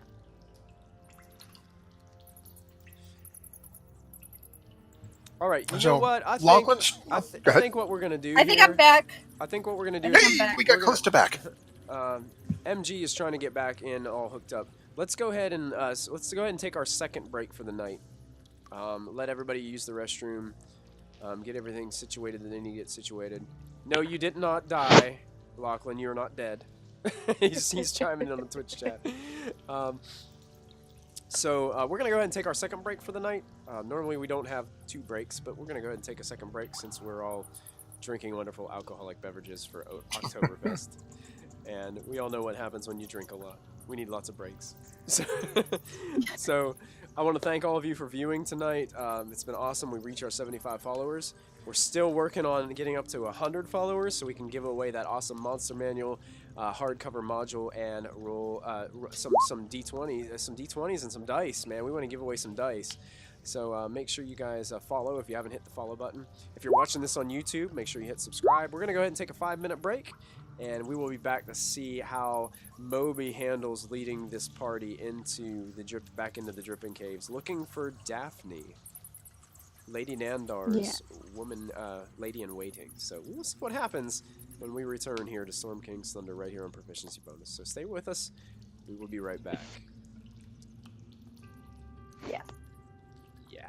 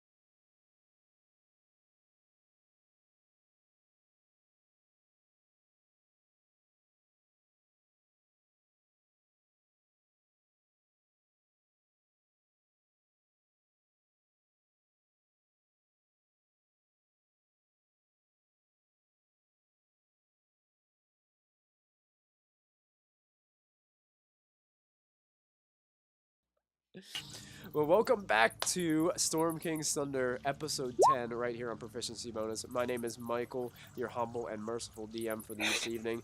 We had to take a quick break to try to figure out some technical difficulties, but I think we're all back and we're all situated for the evening. Thank you guys so much for tuning in to watch us tonight and join us on this adventure, and thank you for taking part in our adventure. We love it when our viewers chime in and get involved in our Twitch chat and communicate with the rest of our party. So thank you guys all for everything that you do and for following us and watching us. For those Thanks of you, for caring. Thanks for caring. For those of you who don't know, we are now a Twitch affiliate channel. That means that you can actually subscribe and support this channel. And Twitch has extended September to Subtober. So that means that all subscriptions right now are 50% off, meaning you could get a simple subscription. I think it's like $2.50 to subscribe to this channel and help to support us. We are actually going to throw in an extra perk for our subscribers this month. On the 20th, Friday, October the 20th, I am actually going to be out of town. So we will not have a regular Storm King's Thunder stream that night. We're actually going to have Matthew, who plays Molfin in our campaign, DM a one-shot campaign with a lot of our cast members of not only this party, but also our Tomb of Annihilation party. But we have one open spot for that one shot. So if you are a subscriber to this channel, we were going to put your name into a hat, and we are going to draw one lucky winner subscriber who will have the opportunity to jump in here. Yeah. Thank you, Ninja, for subscribing. Thank you for your subscription. Ninja is in. We are going to have one subscriber join that one shot on the 20th to be with us here on the Proficiency Bonus channel to join the rest of our party. I don't know what that sound effect was, but it was fantastic. So, Oh my god! Oh yeah. and Matthew is practicing his sound effects, and I want to run and hide right now. 'Cause that is quite disturbing. It knocked all the jalapeno pretzel out of my mouth. That's what it did. So if you want to get a chance to do that, go ahead and hit that subscribe button. Join our party of adventurers on the 20th. We're gonna do a raffle, and one lucky subscriber is gonna get the opportunity to play some Dungeons and Dragons 5th edition under Matthew's leadership that night, right here on the Proficiency Bonus channel. And we will be running that raffle next week. Yeah. Stumpy, thanks for your subscription. I'm so glad that There you we jumped go. on board. So we will be running that raffle next week, so we can give people time to get connected into the game and get their character sheets set up for the 20th. Yes, yeah, we'll let you know ahead of time so we can get you all situated. To get you, I'm hoping by the middle of next week I can get you guys all situated. So, Mr. Carrot Rope says you'll need to be more pathetic, to be quite honest. Oh. Well, Thanks, Carrot Rope. thanks, Carrot. Well, we love you guys, and thank you guys so much for following and subscribing to our channel and supporting us. We're gonna dive right back into our session as Mobi keeps on hearing this voice in his head, telling him that Daphne, this lady in waiting of Nightstone, is still alive, and that the Queen desires her to stay alive. And he is rushing forward into this dark, dripping cave. Water keeps dripping down from the stalactites of the ceiling and hitting the pools in the water and hitting the hard, rocky ground inside the cave. As Molfin and Lachlan set their eyes upon a black raven that has nestled on top of a stalagmite inside. Lachlan, it's still not saying anything to you. I don't like Yeah, it's creeping me out. it. It was One way it to was find there out what's when wrong Moby with was it. It was there when Moby was holding his head earlier. Well, let's find out if it can handle this. I already. Molfin's going to reach out. Oh, While they're doing their thing, I'm What? deeper and deeper into the cave. Oh, the creature returns. Okay, does it have to make a save, or does it just happen? it needs to make a wisdom save. Gotcha. Wisdom assuming its intelligence is not lower than 4. Okay. Given that it was ignoring... If its Lachlan's intelligence is 4 ability or to lower, it's speak. not affected. Okay, let me double check this. Uh-oh. Because I have to look at another book here. Let me pull out my... So I don't know where it's ignoring Lachlan's ability to speak to it. Molfin's thinking maybe it's not really what it looks like. Let's see how Lachlan this can talk to animals and it ain't speaking to him. Yeah. It ain't an animal. Who wouldn't want to talk to me? So Molfin starts speaking these incantations, holding his hand out towards the raven sitting on the stalagmite. And Molfin, as you continue to recite your incantations, the bird just looks at you and stares, turns its head just a little bit, slightest bit, and then starts to fly towards Mobi, who has gone deeper into the cave. It seems that the spell has no effect on the creature. What? I follow the raven. Gramps, what's going on? Welcome, Iowa Welder 23. We're so glad that you're joining us tonight. Well, Iowa Welder? I really don't understand it, Lachlan. It's not responding to you, which leads me to believe it's not what it appears. But it's not affected by my enchantment either, which would mean it is nothing but a stupid bird. Is it... But you would think a bird would talk to me. I mean, I talk to pigeons and rats all the time. Is it an illusion? I must admit I did not think of that. It may be a fictitious image. Well, either way, it is chasing after Mobi. We should follow do the along and same. see what... Yeah. Agreed. And... Maybe still going deeper and Yeah. deeper. Like, Moby, you are Trying to gauge. well ahead of the party now. And you start coming to this narrow opening in the cave. If you want to continue to move your token to where you would be, you are a little bit ahead of everyone else. Where's he going? which narrow opening are you talking about? This one, I'm trying to shift pictures. There's actually like 2 narrow openings in. So Alright, this- cool. You head over here, and it gets very narrow, about 5 foot Oh. wide, narrow opening That's here where I as you're was. kind of rushing forward. It Oh, seems- that's pretty spacious. It seems like the rest of the party is rushing to catch up to you as you all hear the familiar sounds of those flapping wings behind you, as it seems to be almost spinning, rapidly kind of spinning around. And the ceiling in this cave kind of goes up to 30 feet, but there's about 5 to 7 feet of stalactites pointed down from the top of the cave, kind of weaving in and out of the stalactites as it flaps its wings. Catching a glimpse of it. Almost sometimes it goes into the darkness and you're not sure where it exactly goes, but then you can almost feel the movement of the creature as it continues to move. And Mobi, you hear in your head, I believe you're getting closer. She's just ahead. It's not her time.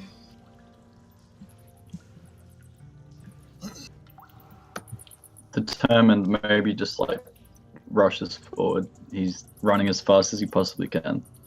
Okay, continue to move forward in that path. Can I cast a spell on myself? And stop right there, Moby. Yes, you can. Callista, what would you like to cast? Dark skin. Okay. As Lachlan and Molfin are right behind Callista, you can hear her start to recite some incantations and move her hands to and fro. and you notice that the look of her skin changes a bit. It almost seems to get a little bit darker and has a bit of a texture to it as she's reciting these incantations.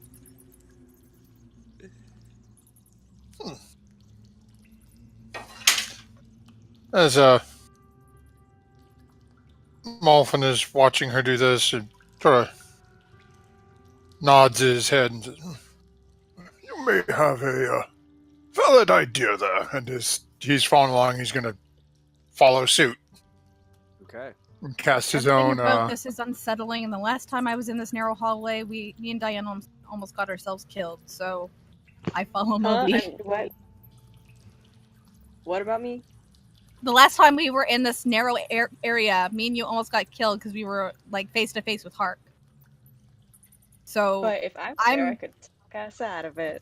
no, I was telling them that the last time me and you were in this I know. corridor. Yeah. So I was just- I'm just prepping because like I'm like not sure about this at all. Yeah. You do you. Trust your instinct. Yeah. I don't like this. I jealously watch them cast cool spells. Aw. Yeah, you guys see Lachlan kind of staring at you in awe as you're casting all these incantations, Yeah. moving your hands. I and tighten things my are leather off. armor. He tightens up his armor, strapping it on a little bit tighter. I have armor. And Lachlan is kind of built for a gnome, and as he's Yeah. tightening his leather armor, he's got some pecs Flexing. to him. Pecs, He's yeah. flexing a little bit. I could like And- jiggle them. And as Mobi comes around the corner, Mobi, you see that several giant rats are still feeding on a corpse in the center of the room. This corpse has been almost completely devoured. You can see several parts of bones. You can see a rib cage along a bloody floor of the cave. And all these rats, when they see you walk around the corner, their eyes turn to you, and their fangs, the large fangs out of the front of their mouth, start to show with this red stain of blood, including their fur of their face completely stained. And I need you and everybody else to go ahead and roll initiative.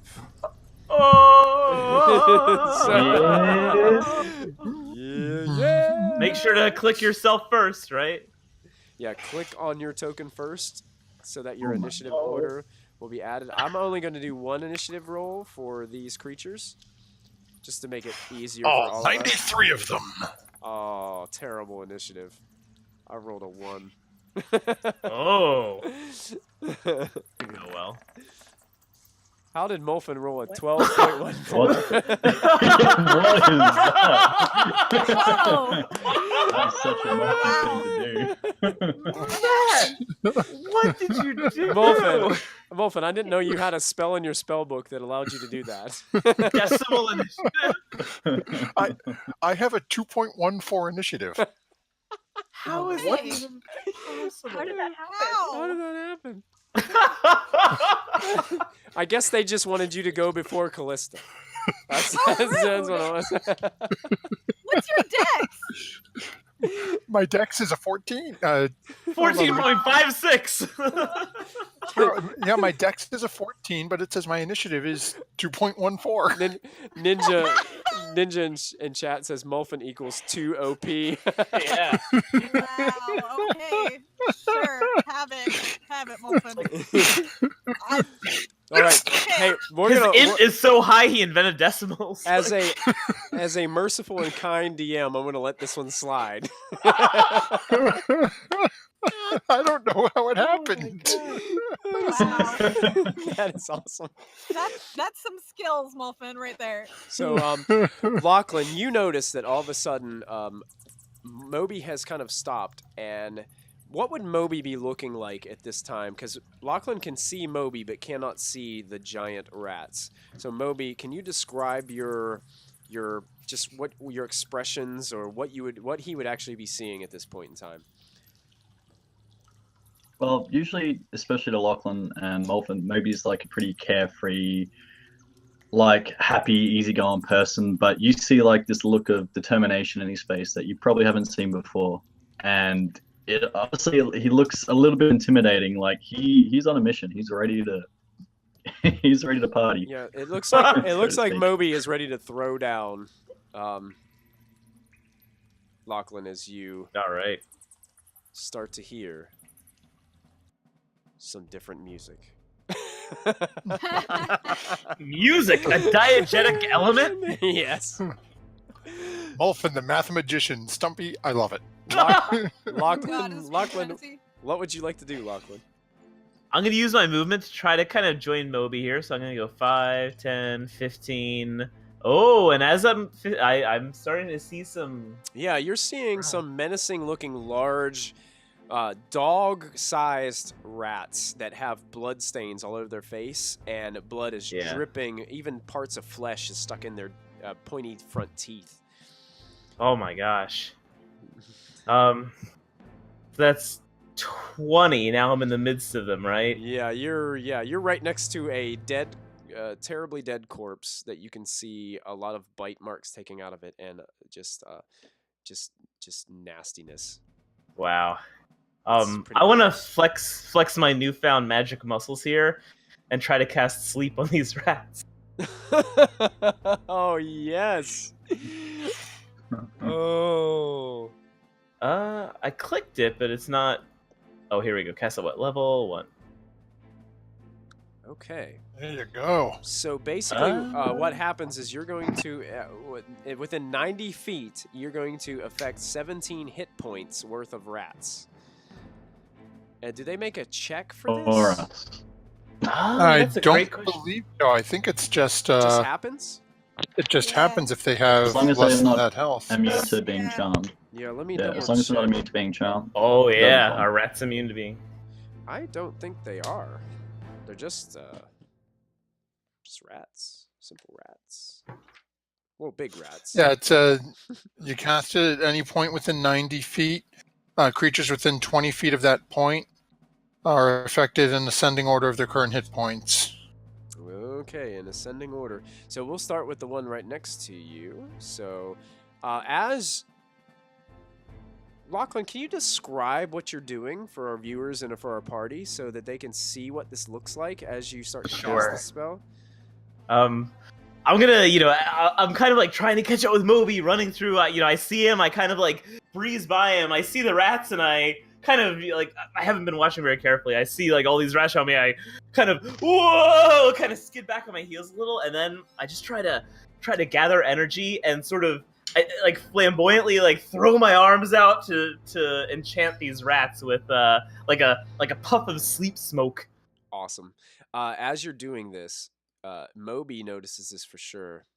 Callista may be able to see one of them as this happens. Yeah. Yeah, I see it. The two rats to the left all of a sudden start to look drowsy and then fall over on their side, completely asleep. One of them to the right looks a little drowsy, but then seems to gain a second wind and hold its ground, as two of them stumble to the ground asleep. I look down at my hands. I did that? Oh, I did that! Gramps! I cast a spell! Molfin Lachlan is very excited for some reason. Gramps! Come see what I did! Oh my gosh! Ah! Lachlan, That's do you have any bonus actions that you'd like to use, or is that just it?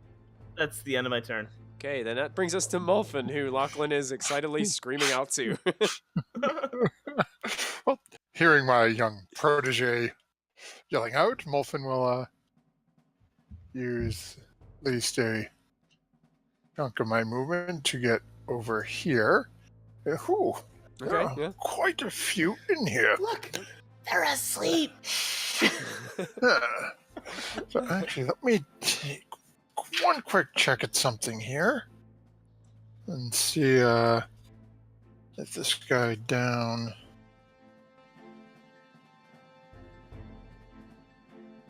Okay.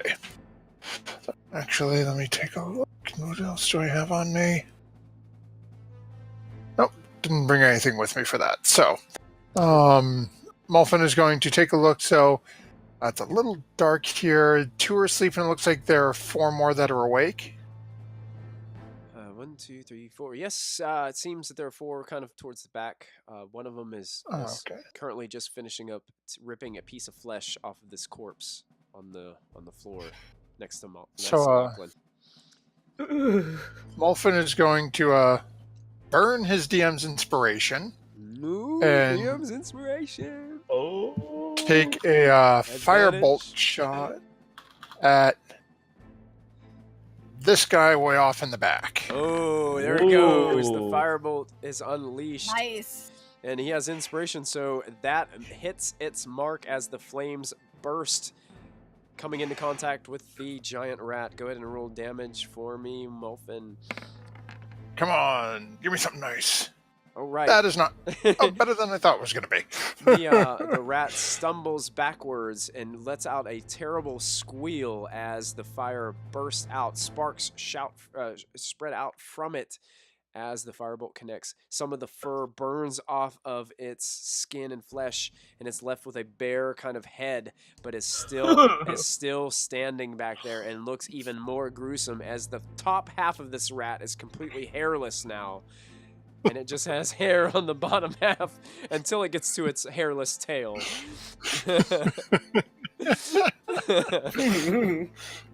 it's Molfin once more looks down at the 2 asleep in front of him. Very nice, Lachlan. You wouldn't by chance happen to have a dagger on you, would you? And that'll end Molfin's turn. That brings us to Callista. Okay. I will move in. Why? Oh yeah, Diana's still outside, so that's why she's not on the end. Yeah. She's still trying to speak peace outside. Yeah. She's doing Diana things outside. My Diana thing. husband is just so wonderful. Oh. He's only a slightly Cards evil now, thief. So I would like to just be playing them a tune on a lute. Do you have a lute? I don't know. I haven't gotten any of my bard items yet. Right now, Diana is trying to build herself a lute outside. Out of ogre body parts. That's kind of cool. No. Pretty metal, actually. That's metal. All right, Callista has stepped forward, and she's kind of stepping on top of the dead body right now. She's kind of awkwardly straddling this corpse on the floor. It's gonna get more awkward because I'm gonna turn into my brown bear. And Lachlan, and you watch as in front of you, all of a sudden this space is consumed by a large brown grizzly bear as it forms and starts to roar, taking its shape. What would you like to do next, Callista? That would be a multi-attack. Oh, here we go.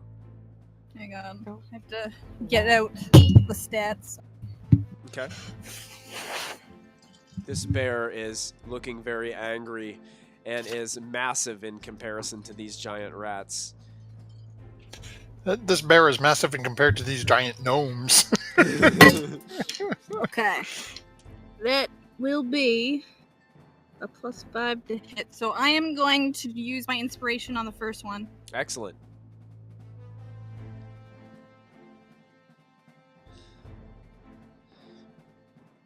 And I'm going to get the one right beside me, not the one sleeping, but the one to my right. Okay. So the bear opens its mouth and tries to bite at the giant rat. With inspiration, you rolled a 10 and a 7. And as you come down, the rat seems to quickly and nimbly shift out of the way as your teeth snap together, and you don't find purchase of your attack. So go ahead and roll your second attack. Are you going to attack the same rat? Yep.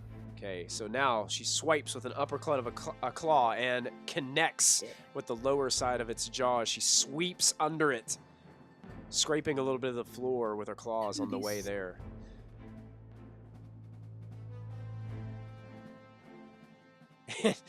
And all of a sudden, you see the rat fly through the air, blood spraying onto the bear's face as it slams into the cave wall, rolling down the cave wall swiftly and lying there completely motionless on the floor, dead. What is one vicious creature? I'm gonna just go ahead and remove that rat from the scene so it doesn't get messy.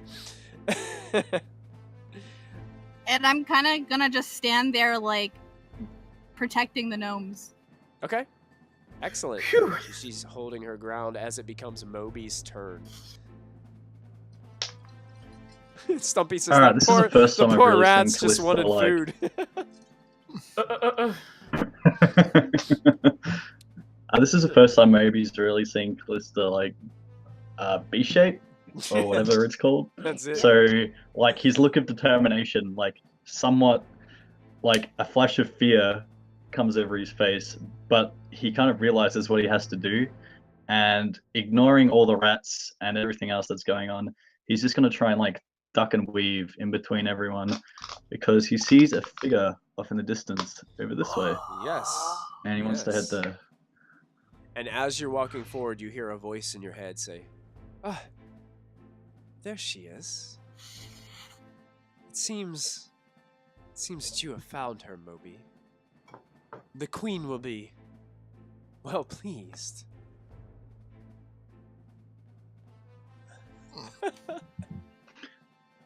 Moby doesn't react to that at all. He's determined. He's weaving in between these rats. I don't care what opportunity attacks I may take. Gotcha. But I want to get up to as close as I can. Excellent. Okay, well, we've got a couple attacks coming your way. You're gonna take where did you move to? Go ahead and move to where you want to move, and then we'll determine the opportunity attacks here. Okay, you're gonna take from that angle. You're only gonna take 2 opportunity attacks from the giant rat. Oh, because they're asleep. Cool. Yeah, the other 2 are asleep, so they can't. You're do welcome, anything. Moby. So here comes. Actually, technically, I think I would take 3.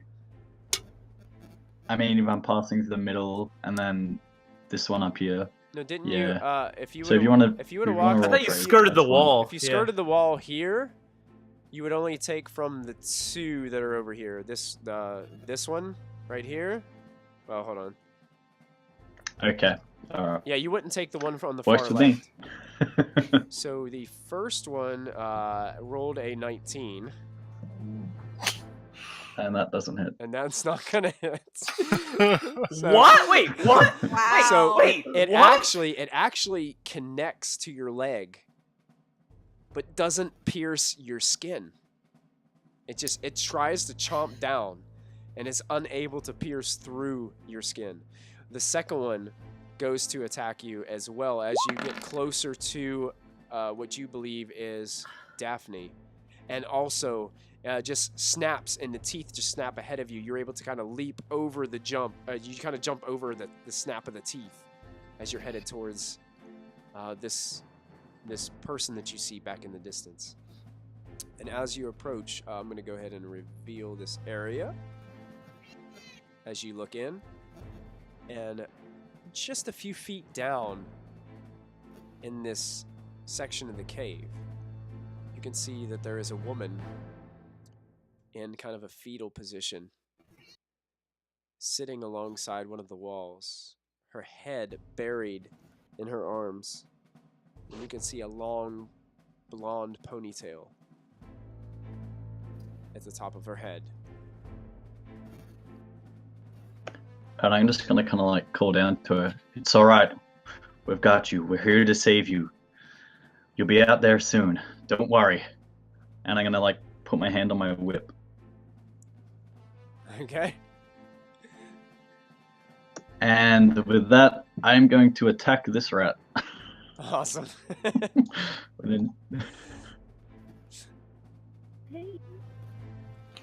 Yeah, let's use advantage. Why not? Oh, fun. DM's inspiration. Here it goes. There you go. Yeah, let's do it. Here we go. Come on, JJ, roll it up. Oh, that helps. That As, helps. as he pulls the whip out, he goes to correct the whip, and it hits the side of the cave wall, and you see some of the rock break free of the cave wall and go flying off to the side of the room. And you hear someone call up from the cave underneath. It's like, did you kill it? Did you get it? Look, determination only gets you so far.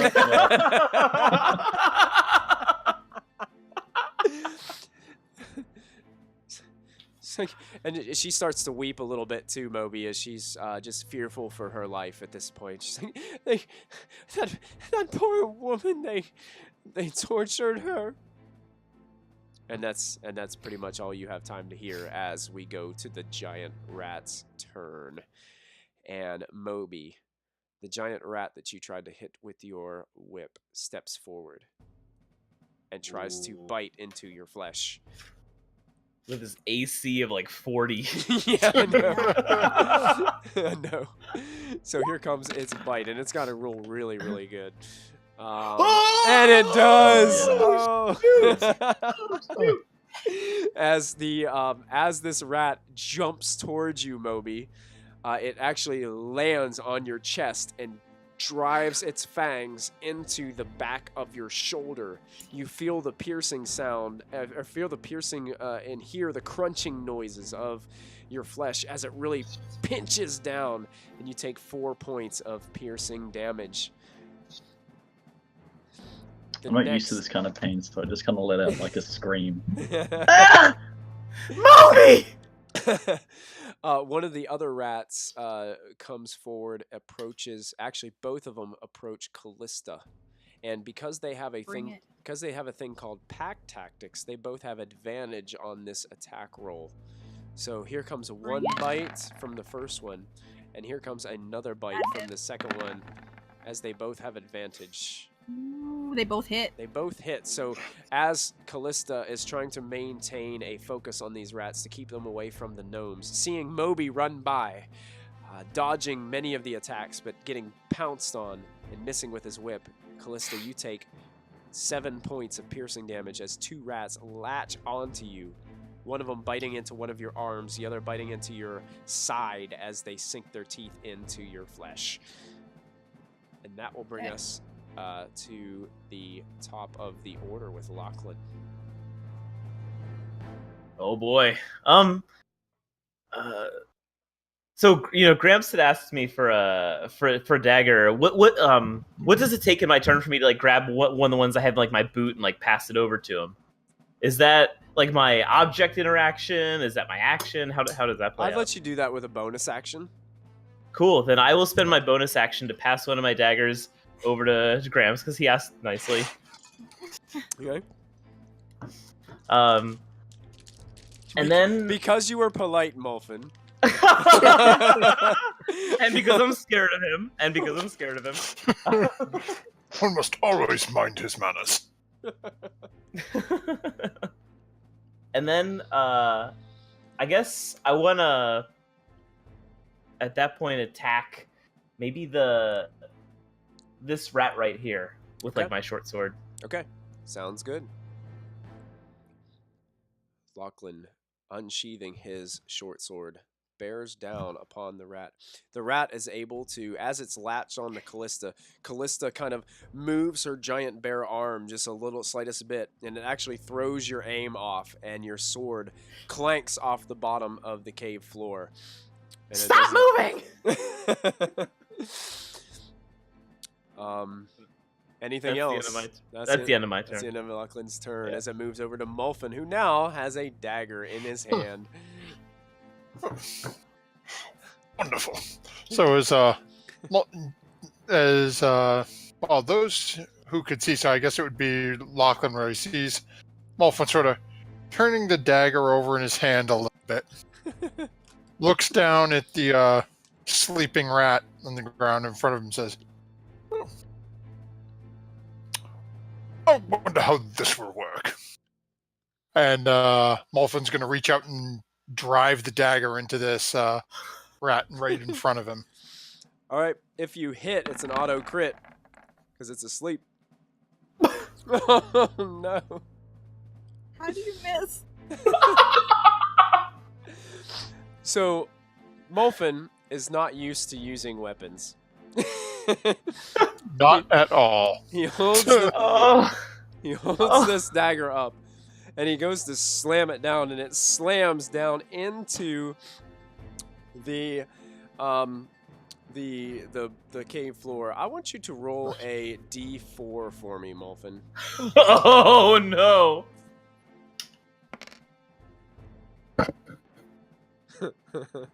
And as the blade hits the floor of the cave, the dagger breaks.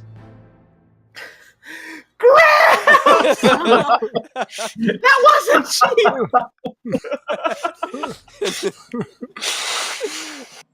Wow. And how does sleep work? Does the individual have to be hit or? They have to take damage or get something has to wake them up. Okay. Beyond that, I can't remember if there's. It's telling me here that I'm gonna double check to see. unconscious until the spell ends, Okay. which would be the duration, which is 1 minute. So the sleeper takes damage, or someone uses an action to shake or slap the sleeper awake. Okay. All right. So he is actually still asleep because it didn't hit him, and he's now has a he's just holding the hilt of a dagger with a kind of a jagged edge of where the blade used to be. -1 dagger on my character sheet. So I'm assuming that this dagger would be useless for combat, even though where the blade's broken off.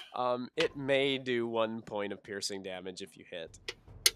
It's still kind of jagged, but it's not going to be as effective as it would be if it was Okay, no, actually had a blade. That's workable.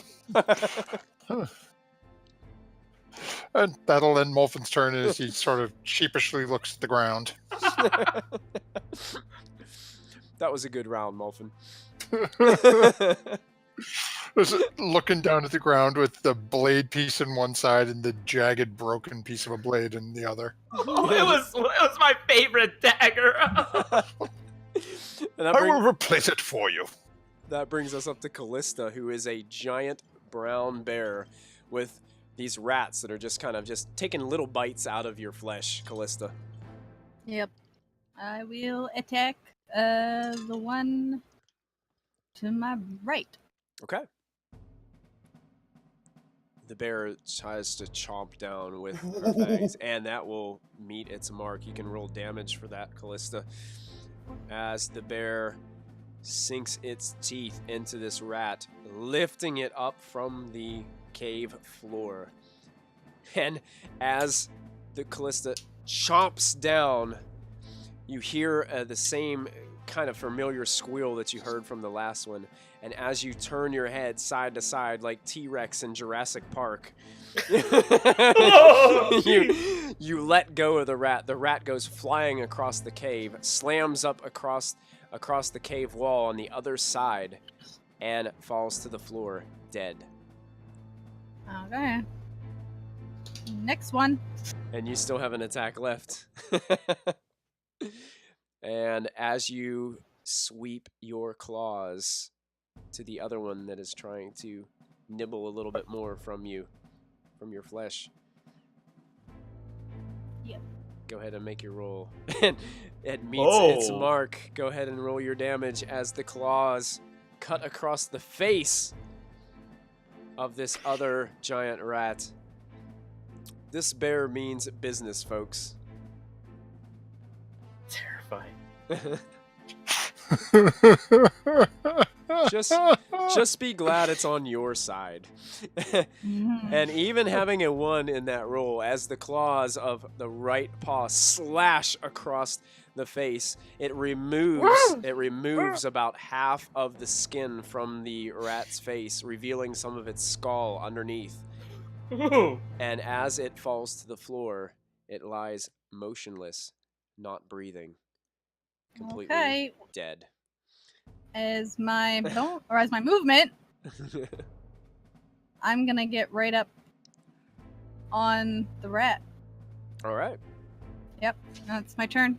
Okay. That brings us up to Mobi, who is seeing this unfold and noticing that the giant brown bear has joined your side in battle. Beautiful. All right, so this woman that's down in this, like, is it a pit? Is it a small drop? It's a What's small going on drop, there? probably about 4 or 5 feet. Okay, can I jump down? Yeah, sure. It just takes 5 feet of movement to jump down. And I like. No problem. I'll take that opportunity attack as well. That's fine. Yep. You will get that coming from the giant rat, so here it comes. As the giant rat tries to bite you on your way down. And that's going to miss. So Wow. you just hear the snap of teeth as you hop down next to this young woman sitting there, kind of perched up now that she sees that someone else is here other than goblins and rats. So I jump down and I'm gonna like kind of wrap as far as I can because I got really tiny arms, I guess. I'm gonna wrap an arm around her. You and got be these like, really little arms. It's gonna be. It's gonna be okay. Don't worry. We're here. It's fine. Did you find the others? They're safe. They're all safe. We're gonna get you out of here. Diana! They did so many bad things to her. They tortured her and the rats. It was terrible to see. How health wise? Will I know how she's doing? Does she look pretty beat up? She looks like she is dirty and maybe malnourished, but not so much injured.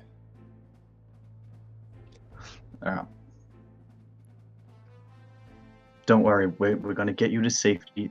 It's gonna be okay. Just trust us. And she kind of just looks at you and kind of nods rapidly.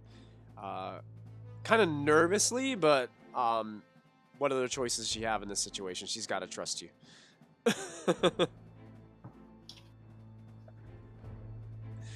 And anything else, Mo? And that's all I'll do. Okay. That's it. That brings us up to the giant rats. Since you kind of chomped away, this giant rat is going to try to attack Callista. So it turns towards the bear that has approached and tries to bite on to the bear and rolls a 19. And that is going to sink in. And actually, when the rat pulls away, pulls a chunk of flesh off of you with your bare fur and leaves a little spot open. Does 3 points of piercing damage as it chomps away at you. That brings us up to Lachlan. It was my favorite dagger. I'm gonna sigh. I pull another dagger out of my shirt and I hand it over to Gramps. Oh my god, wow! Please, Gramps, don't break this one. That's awesome. Break it once, shame on you. Break it twice, shame on me. Yeah, that's it. That's it. And then I want to try to stab the sleeping rat up here. Okay. Go ahead and make your attack. I was just going to show off and... If it hits, it'll be an auto crit. And you have advantage. Oh, yes. Jesus. So, auto crit, you can roll your damage dice twice and add your modifier. Plus is that a sneak attack because I have advantage? Yes, it is a sneak attack. Yes. So twice plus the... Yeah, you don't even have to roll the rest. Yeah, you don't have to roll the rest. I think it's dead. You bring your sword down and you remove its head from the rest of its body. As you bring your sword down, it clanks off the cave floor, going completely through the rat. And that rat has been completely destroyed. I point to Gramps. Your turn. And that takes us to Melfin's turn. Oh, Muffin will look at the broken dagger in one hand, the new dagger in the other, and back over, sort of like he's studying what Lachlan just did. Okay.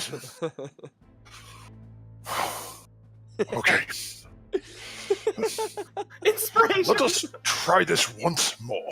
Oh no. Once more with the dagger on the sleeping rat. Have advantage, and that will hit an auto crit.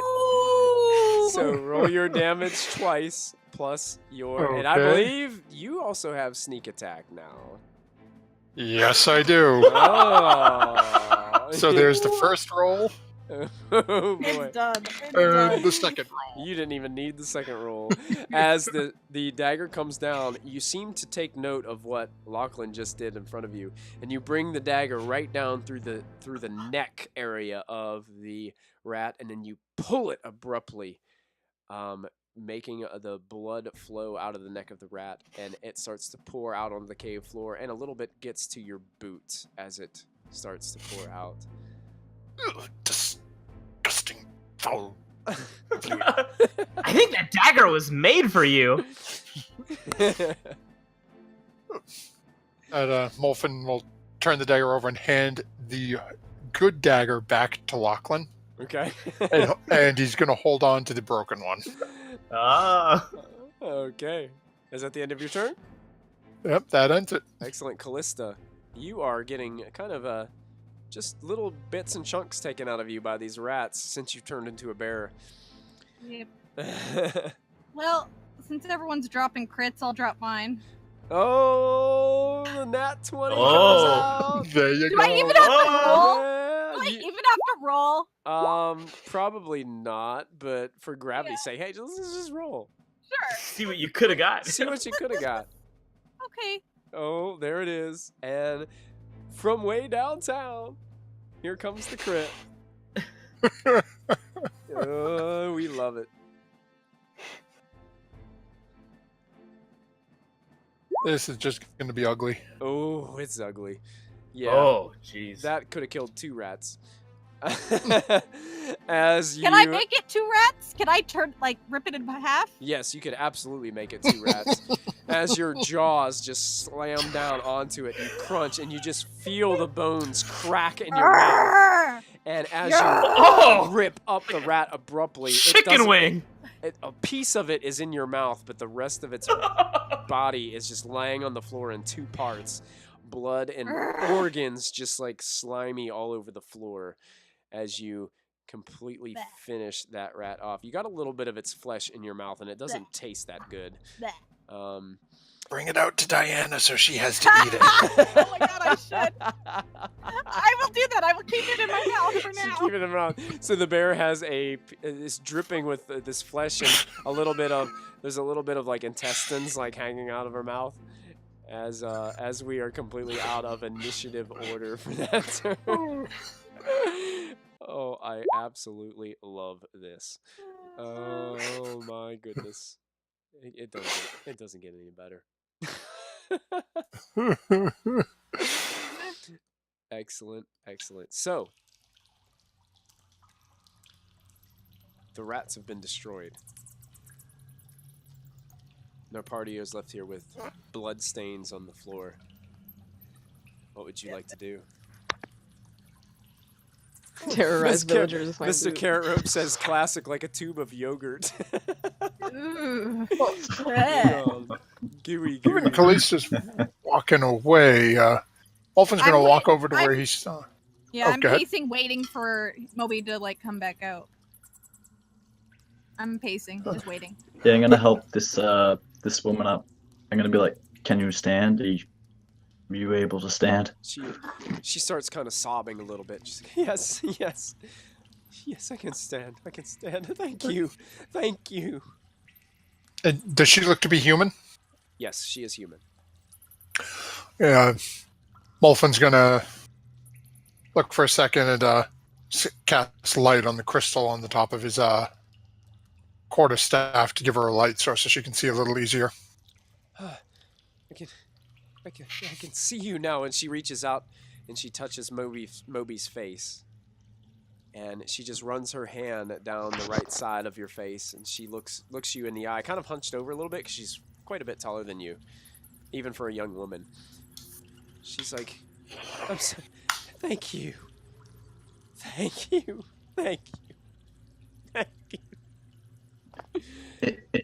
It's fine. Can we get some help here? We'll We'll get you up. Callista, Lachlan, Molfin, I'll step forward. I don't know, but can we help yeah. this young lady up? I can. If you got rope, I'll pull the rope and I'll pull her up.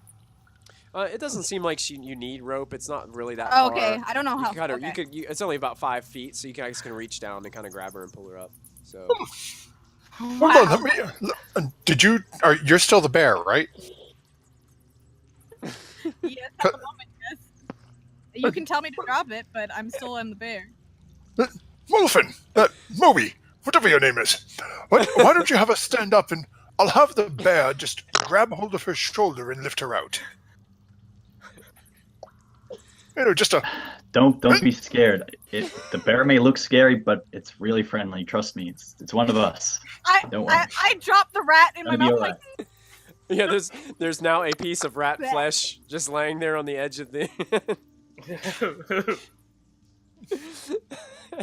Rations. Yeah, rations. I really feel like that was a Josh or a Mr. Carrot Rope joke. Can I reach my paw down to help her up? You do, but she's a little hesitant to reach out to a giant grizzly bear. I look at Moby. It's all right. Trust us. It will be fine. I kind of bears can't purr, but they can chuff, so I do that chuffing noise. Okay, Moby, make a persuasion check for me, please. All right, can I do something real quick, if I'm allowed? Sure. Give her the gnome beat. What would If you, I can what would find you like it. to do, Moby? Oh no. Where the hell is it? And as you're looking at Moby, you start to hear a voice in your head. As Lachlan starts to hear a flutter of wings behind him, and beside him nestles on this rock over here on the side by one of these dead sleeping rats that are now beheaded. It's a black bird sits down and starts looking towards where Moby's standing and tilting his head. And Moby, you start to hear this voice in your head saying, "You did it. You found her. The queen is well pleased. It wasn't her time. She has many years ahead of her. It's because of you. It's because of our queen. She lives." Maybe kind of swells with this sense of pride, and he's kind of bleak face. He gets a little smile across it, and I'm gonna use my channel divinity and do this, if I may. Okay. As a bonus action. Oh, +5 to your charisma persuasion. What? Check. Oh, what? Yeah. I love it. Go ahead and roll your persuasion check now with a +5 bonus. Woo! Got him. Okay. She Sorry. kind of looks at you, and a sense of peace kind of overwhelms her, as just something about the look in your eyes. And she turns towards Callista and reaches out her hand and grabs a hold of the bear paw that's reaching down towards her. It must have been love.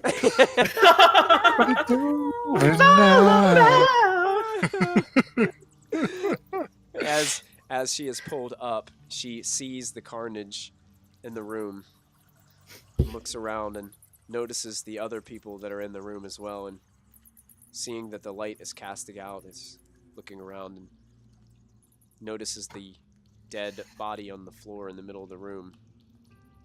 And kind of looks towards Those rats, not us. Looks towards you, Lachlan, as you're standing back there next to it, and she points and says,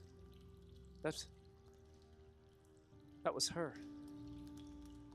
I heard her screams. They're terrifying. They were echoing in my mind. I thought I could see myself. I could tell I was next. But then you came. We did. You all came. And you You saved me. I kind of bump her with my head, like affectionately, like it's okay. She kind of reaches over, kind of like giving you kind of like a a bear hug. Oh, Michael, give yourself clear inspiration. Yes. Yes. Do Yes. you really want the DM to be able to roll with advantage against us? man, At his desire? I'm all about the puns. All the puns. Viewers, I just earned a point of inspiration for myself. I am so happy. We're all So gonna happy. die. I'm probably gonna give it to one of you though, because that's the kind of DM I am. Thank you so much, Callista. You made my night. You made mine. I got a bear hug. And she latches on, and she just feels the thick fur as she leans over, and she just kind of cuddles her head next to yours, and she just all smiles right now as she looks to you guys now for direction. And how do we get out of here? Molfin's Before gonna you walk guys, over and can try to someone help me up the ledge. Mobi out. I'm still Yeah. down here, guys. Guys, Oh, I go hello. back over. I help Molfin. Mobi up. You guys can handle it, right? I'll guard the Molf- passage. Molfin's got him. It's fine. I'm right there. I lift. Molfin and the bear are fighting to see which one's gonna pull Mobi up. Yeah. Molfin and the grizzly bear. It seems like the grizzly bear would win this one. Yeah. Fight a bear. Little gnome.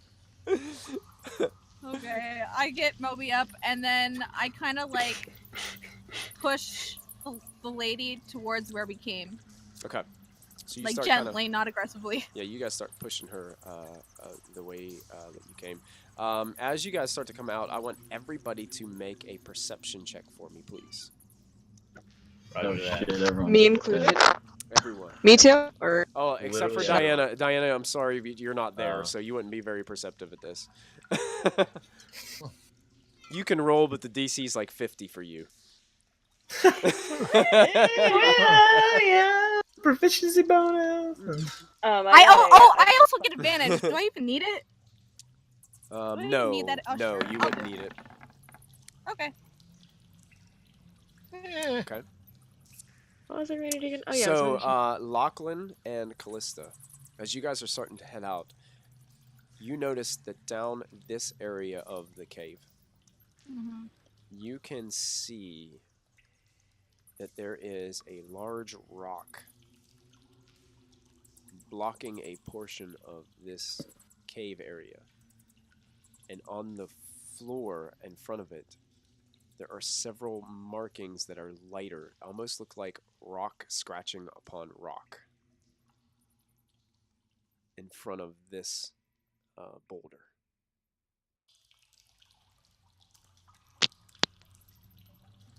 I'm just gonna keep leading her out. No. Okay. I hesitate over there, and I'm kind of like, Gramps? Yes, Lachlan, what is it? There's a big rock over here.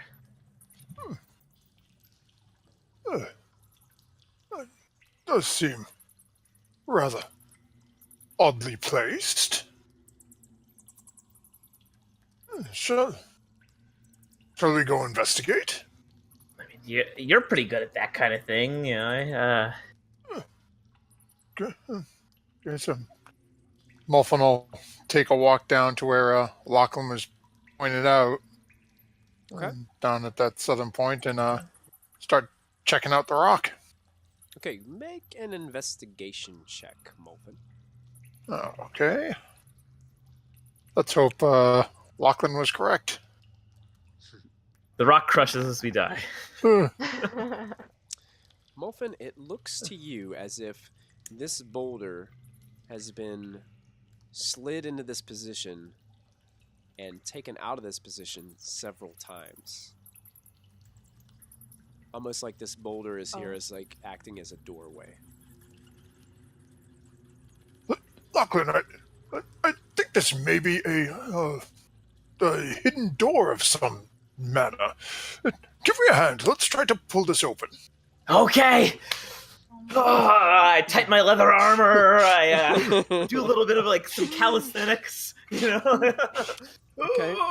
I need you. So, Molfin, are you making the check with Lachlan helping you? No, I figure call him over, let him do the grunt work, and I'll assist him. All right, Okay, Gramps, so- I'll lead the charge. I'll lead the charge. Lachlan, I need a strength athletics check with advantage because Molfin is helping you. Ooh, athletics. I have -1 on that. Oh my. It's a good thing you had help. Wow. Is my That's it. athletics better than yours? As you are pulling on this boulder and Molfin is helping you, the boulder actually slides a lot easier than you expected. The actual rock that was used is actually a lot lighter than it looked at first. So as you're sliding it, the rock slides out and reveals behind it. I may have to make some adjustments really quick. Let me see. Yes, I do have to make an adjustment. Let me see if I can get this. There we go. And opens up. Now there. And it's a small room that descends down into the cave. And in front of you lies what looks to be a beat up treasure box that appears to have an old rusted lock on the front of it. I get coins in my eyes. Lachlan, My tongue rolls out. I believe this is more your realm of expertise than mine. Ah, yeah, that's. Why don't you come down and take a look at this and let us see what is in here? I want to try to conjure up my mage hand. Excellent. So all of a sudden, Molfin, you see Lachlan start to recite some incantations. He starts to grunt and pull from within himself. Molfin's going to take a step back and think he's, having a movement. And Lachlan, describe to us what your mage hand exactly looks like. It looks like somebody drew with chalk. Like, if you busted out this mage hand at like a wizard academy, they would kick you out. It is embarrassing. Like, are we talking like most glove hand? Yeah. So you see this interesting looking hand appear, Molfin, that actually looks like it's been drawn with chalk. What color chalk, Lachlan?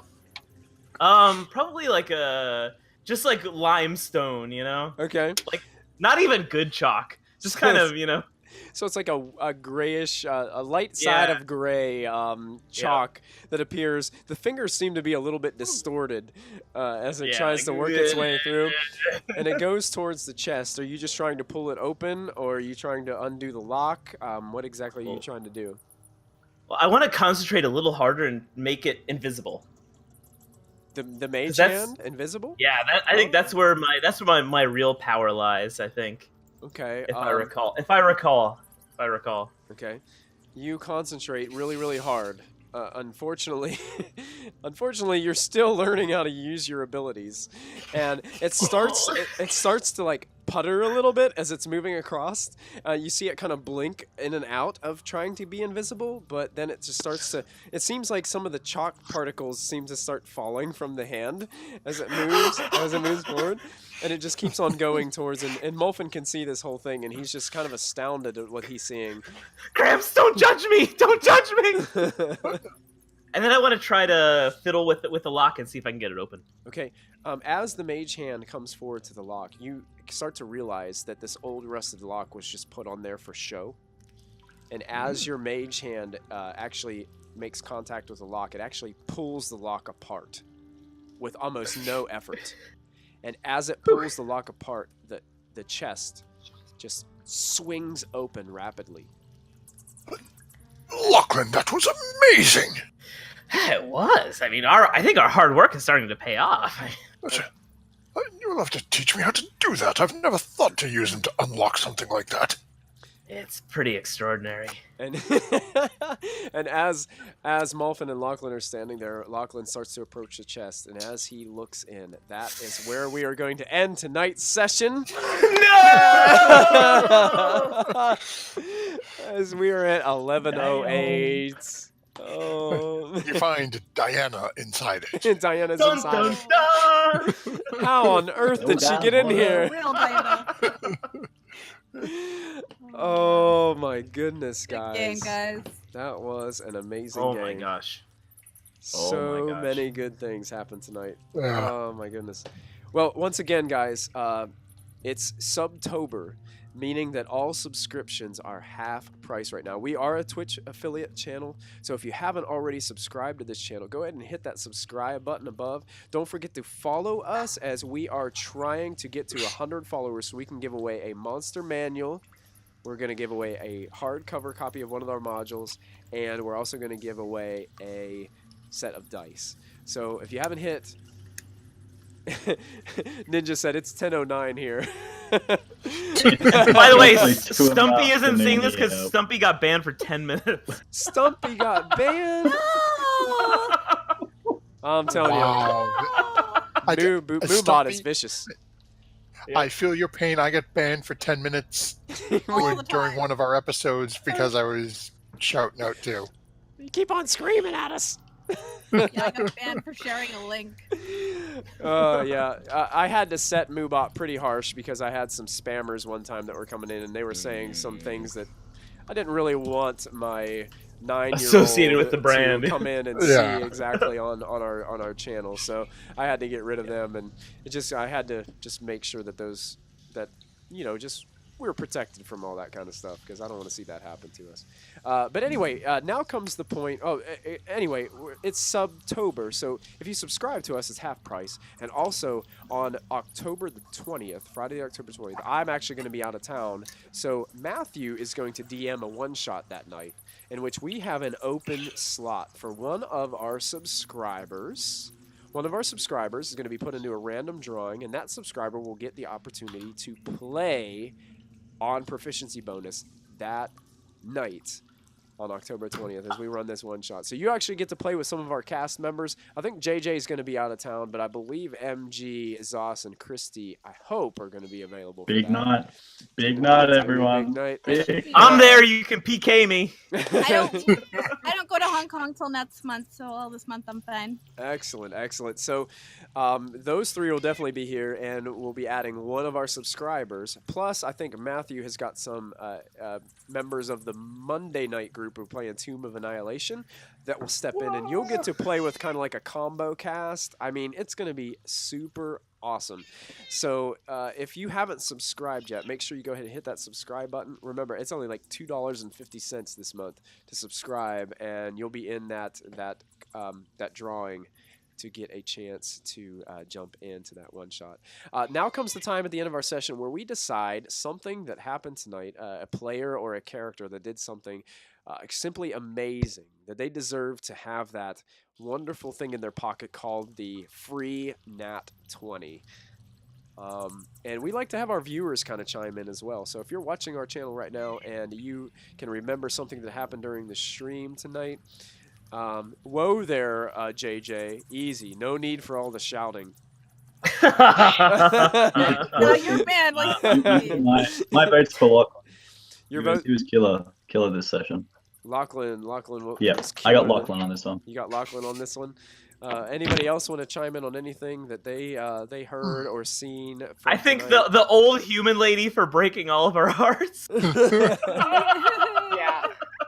Callista. yeah, that whole Like scene for was making me so question my choices. Ninja says Diana for the medium well comment. Oh, that was glorious. I think I'd have to go with Ninja on that one. I mean, how many people could walk up and just completely shatter an entire city's soul? I got this, guys. See, my thing was for Callista because she did the thing where she like schooled her and was like, "Hey, person, shut up." Oh, that was really good. Yeah. That was that really cool. It made- that, that was was- some good role play right there. That saved me from wanting to just Being crawl the- in a hole and die. I was like, oh, okay, we're in the right. We're the good guys. yeah. I swayed you back. Yeah. You're like, Yeah. no, what did I do? Oh, Yeah, wait, that was I'm fine. actually, that was legit. And multiple. Yeah, Yeah. that's a good point too. Well, I think That we're was a good all. setup. I think we're all in But agreement there. I don't know. Mobi's reactions Even though we're not supposed to know what's going on. Yeah. Oh my gosh, what is going on with Mobi? Yeah, I don't know. Yeah. Mobi's going through some stuff right now. He's going through a crisis, He's man. going through some stuff. So, He's not going through a crisis. He's going insane. He's listening to the squirrel in his head, man. He's got a squirrel on one shoulder and a snake on the other, and they're arguing. That's what's happening. Well, here's what we'll do. We'll go ahead and throw that nat 20 at Mobi for next session, and everyone else across the board will have DM's inspiration to start off next time. So don't forget that you have it. Don't waste it. You never got to use it, Diana. So make sure you keep your DM's inspiration on your character sheet so you have it for next time. Use it or lose it. That's why I dropped my crit, because I knew we were ending soon. I'm like, I'm not gonna be able to use it if I don't. Yeah. You always gotta look at that. Look at that time. So we try to make sure. We went a little bit later tonight, but we started a little later. So. True. Yeah. And we had this second break because of JJ. So. Stumpy also goes for Mobi. I'd like to get back to the. Stumpy also goes for Mobi. I'm gonna donate my. Can I donate this natural 20 to Lachlan? Because I've had a few already. So yeah. I think I'll donate it to Lachlan. All right, Mobi is going to donate his nat 20 to Lachlan for next time. What a generous cousin! What a generous cousin! What a generous cousin! Well, I tell you what, tonight's episode was amazing. What a great way to take us into double digits with episode 10. That was simply amazing. Lots of good role play, some good combat situations in there. And I want to just throw another big shout out to all of our viewers and subscribers and followers out there who have been watching us and sticking with us. Thank you guys so much for being with us tonight. Don't forget that we run Tomb of Annihilation on Monday nights with Matthew at the helm as the Dungeon Master for that. We've got a whole other cast for that, and they are amazing as well. It's very entertaining. If you haven't gotten a chance to watch episode 3, go ahead to our YouTube channel. Make sure you click the subscribe button and watch that episode. You will not regret it. You will not regret it. Oh, and quickly, Twitch chat, and everyone else here, throw in your suggestions for tattoos. Because I have to do it now, because we hit 75. we did hit 75 followers tonight. Thanks to Ninja. Thank you so much for following us tonight. So we're at 75, so that means that our viewers are going to help us decide the next JJ tattoo. So whenever you guys, we're very active on Twitter as well. So if you come and check us out on Twitter, you can leave kind of tag us into a suggestion for what JJ's tattoo might be. And you can also even email us at proficiencybonus@gmail.com if you want to chime in your vote. And once we get some suggestions, I'll probably put a poll on Facebook and Twitter, and we'll have like a vote going on for what kind of tattoo JJ will be sporting. So I want to thank you guys for tuning in. Once again, my name is Michael, your Dungeon Master here at Proficiency Bonus on Friday nights here with Storm King's Thunder. Once again, our wonderful cast seems to impress every single episode. It's such a joy to be able to get to be the Dungeon Master for this group. They are simply amazing, and I hope you guys I hope you guys have enjoyed it. This is Oktoberfest. I still got a little bit of beer left. Hey. So cheers. Cheers. There we go. We cheers. I'll smack it up against my. I still got 15 left. You still got 15 left. Yeah, it's early. It's early in the morning where JJ is, so he's. Yeah, you have a whole day ahead of you, man. A whole day. I'm actually going to be getting ready for bed. So. Be dedicated to drink. So once again, don't forget to follow us. Don't forget to subscribe if you haven't already. Don't forget to subscribe on YouTube as well, so you can check out all of our past episodes. Does anybody have any announcements before we call it a night? Mobi's photo will probably be done by next week. Oh, very cool. Oh, I'm dying to see that. I'm dying to see it. I am too. I am so excited about that. Can I just say, Chrissy's doing a fabulous job. I've seen some updates, and oh my god, it looks amazing. I'm so excited. Oh, sweet. Yeah, Christy is doing all of our artwork for our characters here. And you probably saw some of them during the commercial breaks. I think we got Lachlan, Diana, and Callista are done. She's currently working on Mobi, and then after that, she's going to be working on Malfin. So I'm super stoked about that. And what we're going to do sometime in the future, I don't know how far it will be, but we're going to do some special giveaways. We're going to be giving away prints of her artwork So if you are digging her art right now, stay tuned because we're going to have some giveaways during some breaks where we are going to send out some of those prints to you so you can enjoy her artwork every single day. So thank you so much, Christy, for all the work that you're doing on that, and Thanks, guys. thank all of you for everything that you do. So without further ado, thank you guys so much for tuning in. Make sure to catch us next week as we go live for episode 11 of Storm King's Thunder. And don't forget to tune in on Monday to catch Tomb of Annihilation. Well, until we meet again, thank you guys so much, and we'll see you next time here on Proficiency Bonus. Everybody say bye! Okay, love you, bye! Okay, love you, bye! Good night, all. Later. Love you, bye!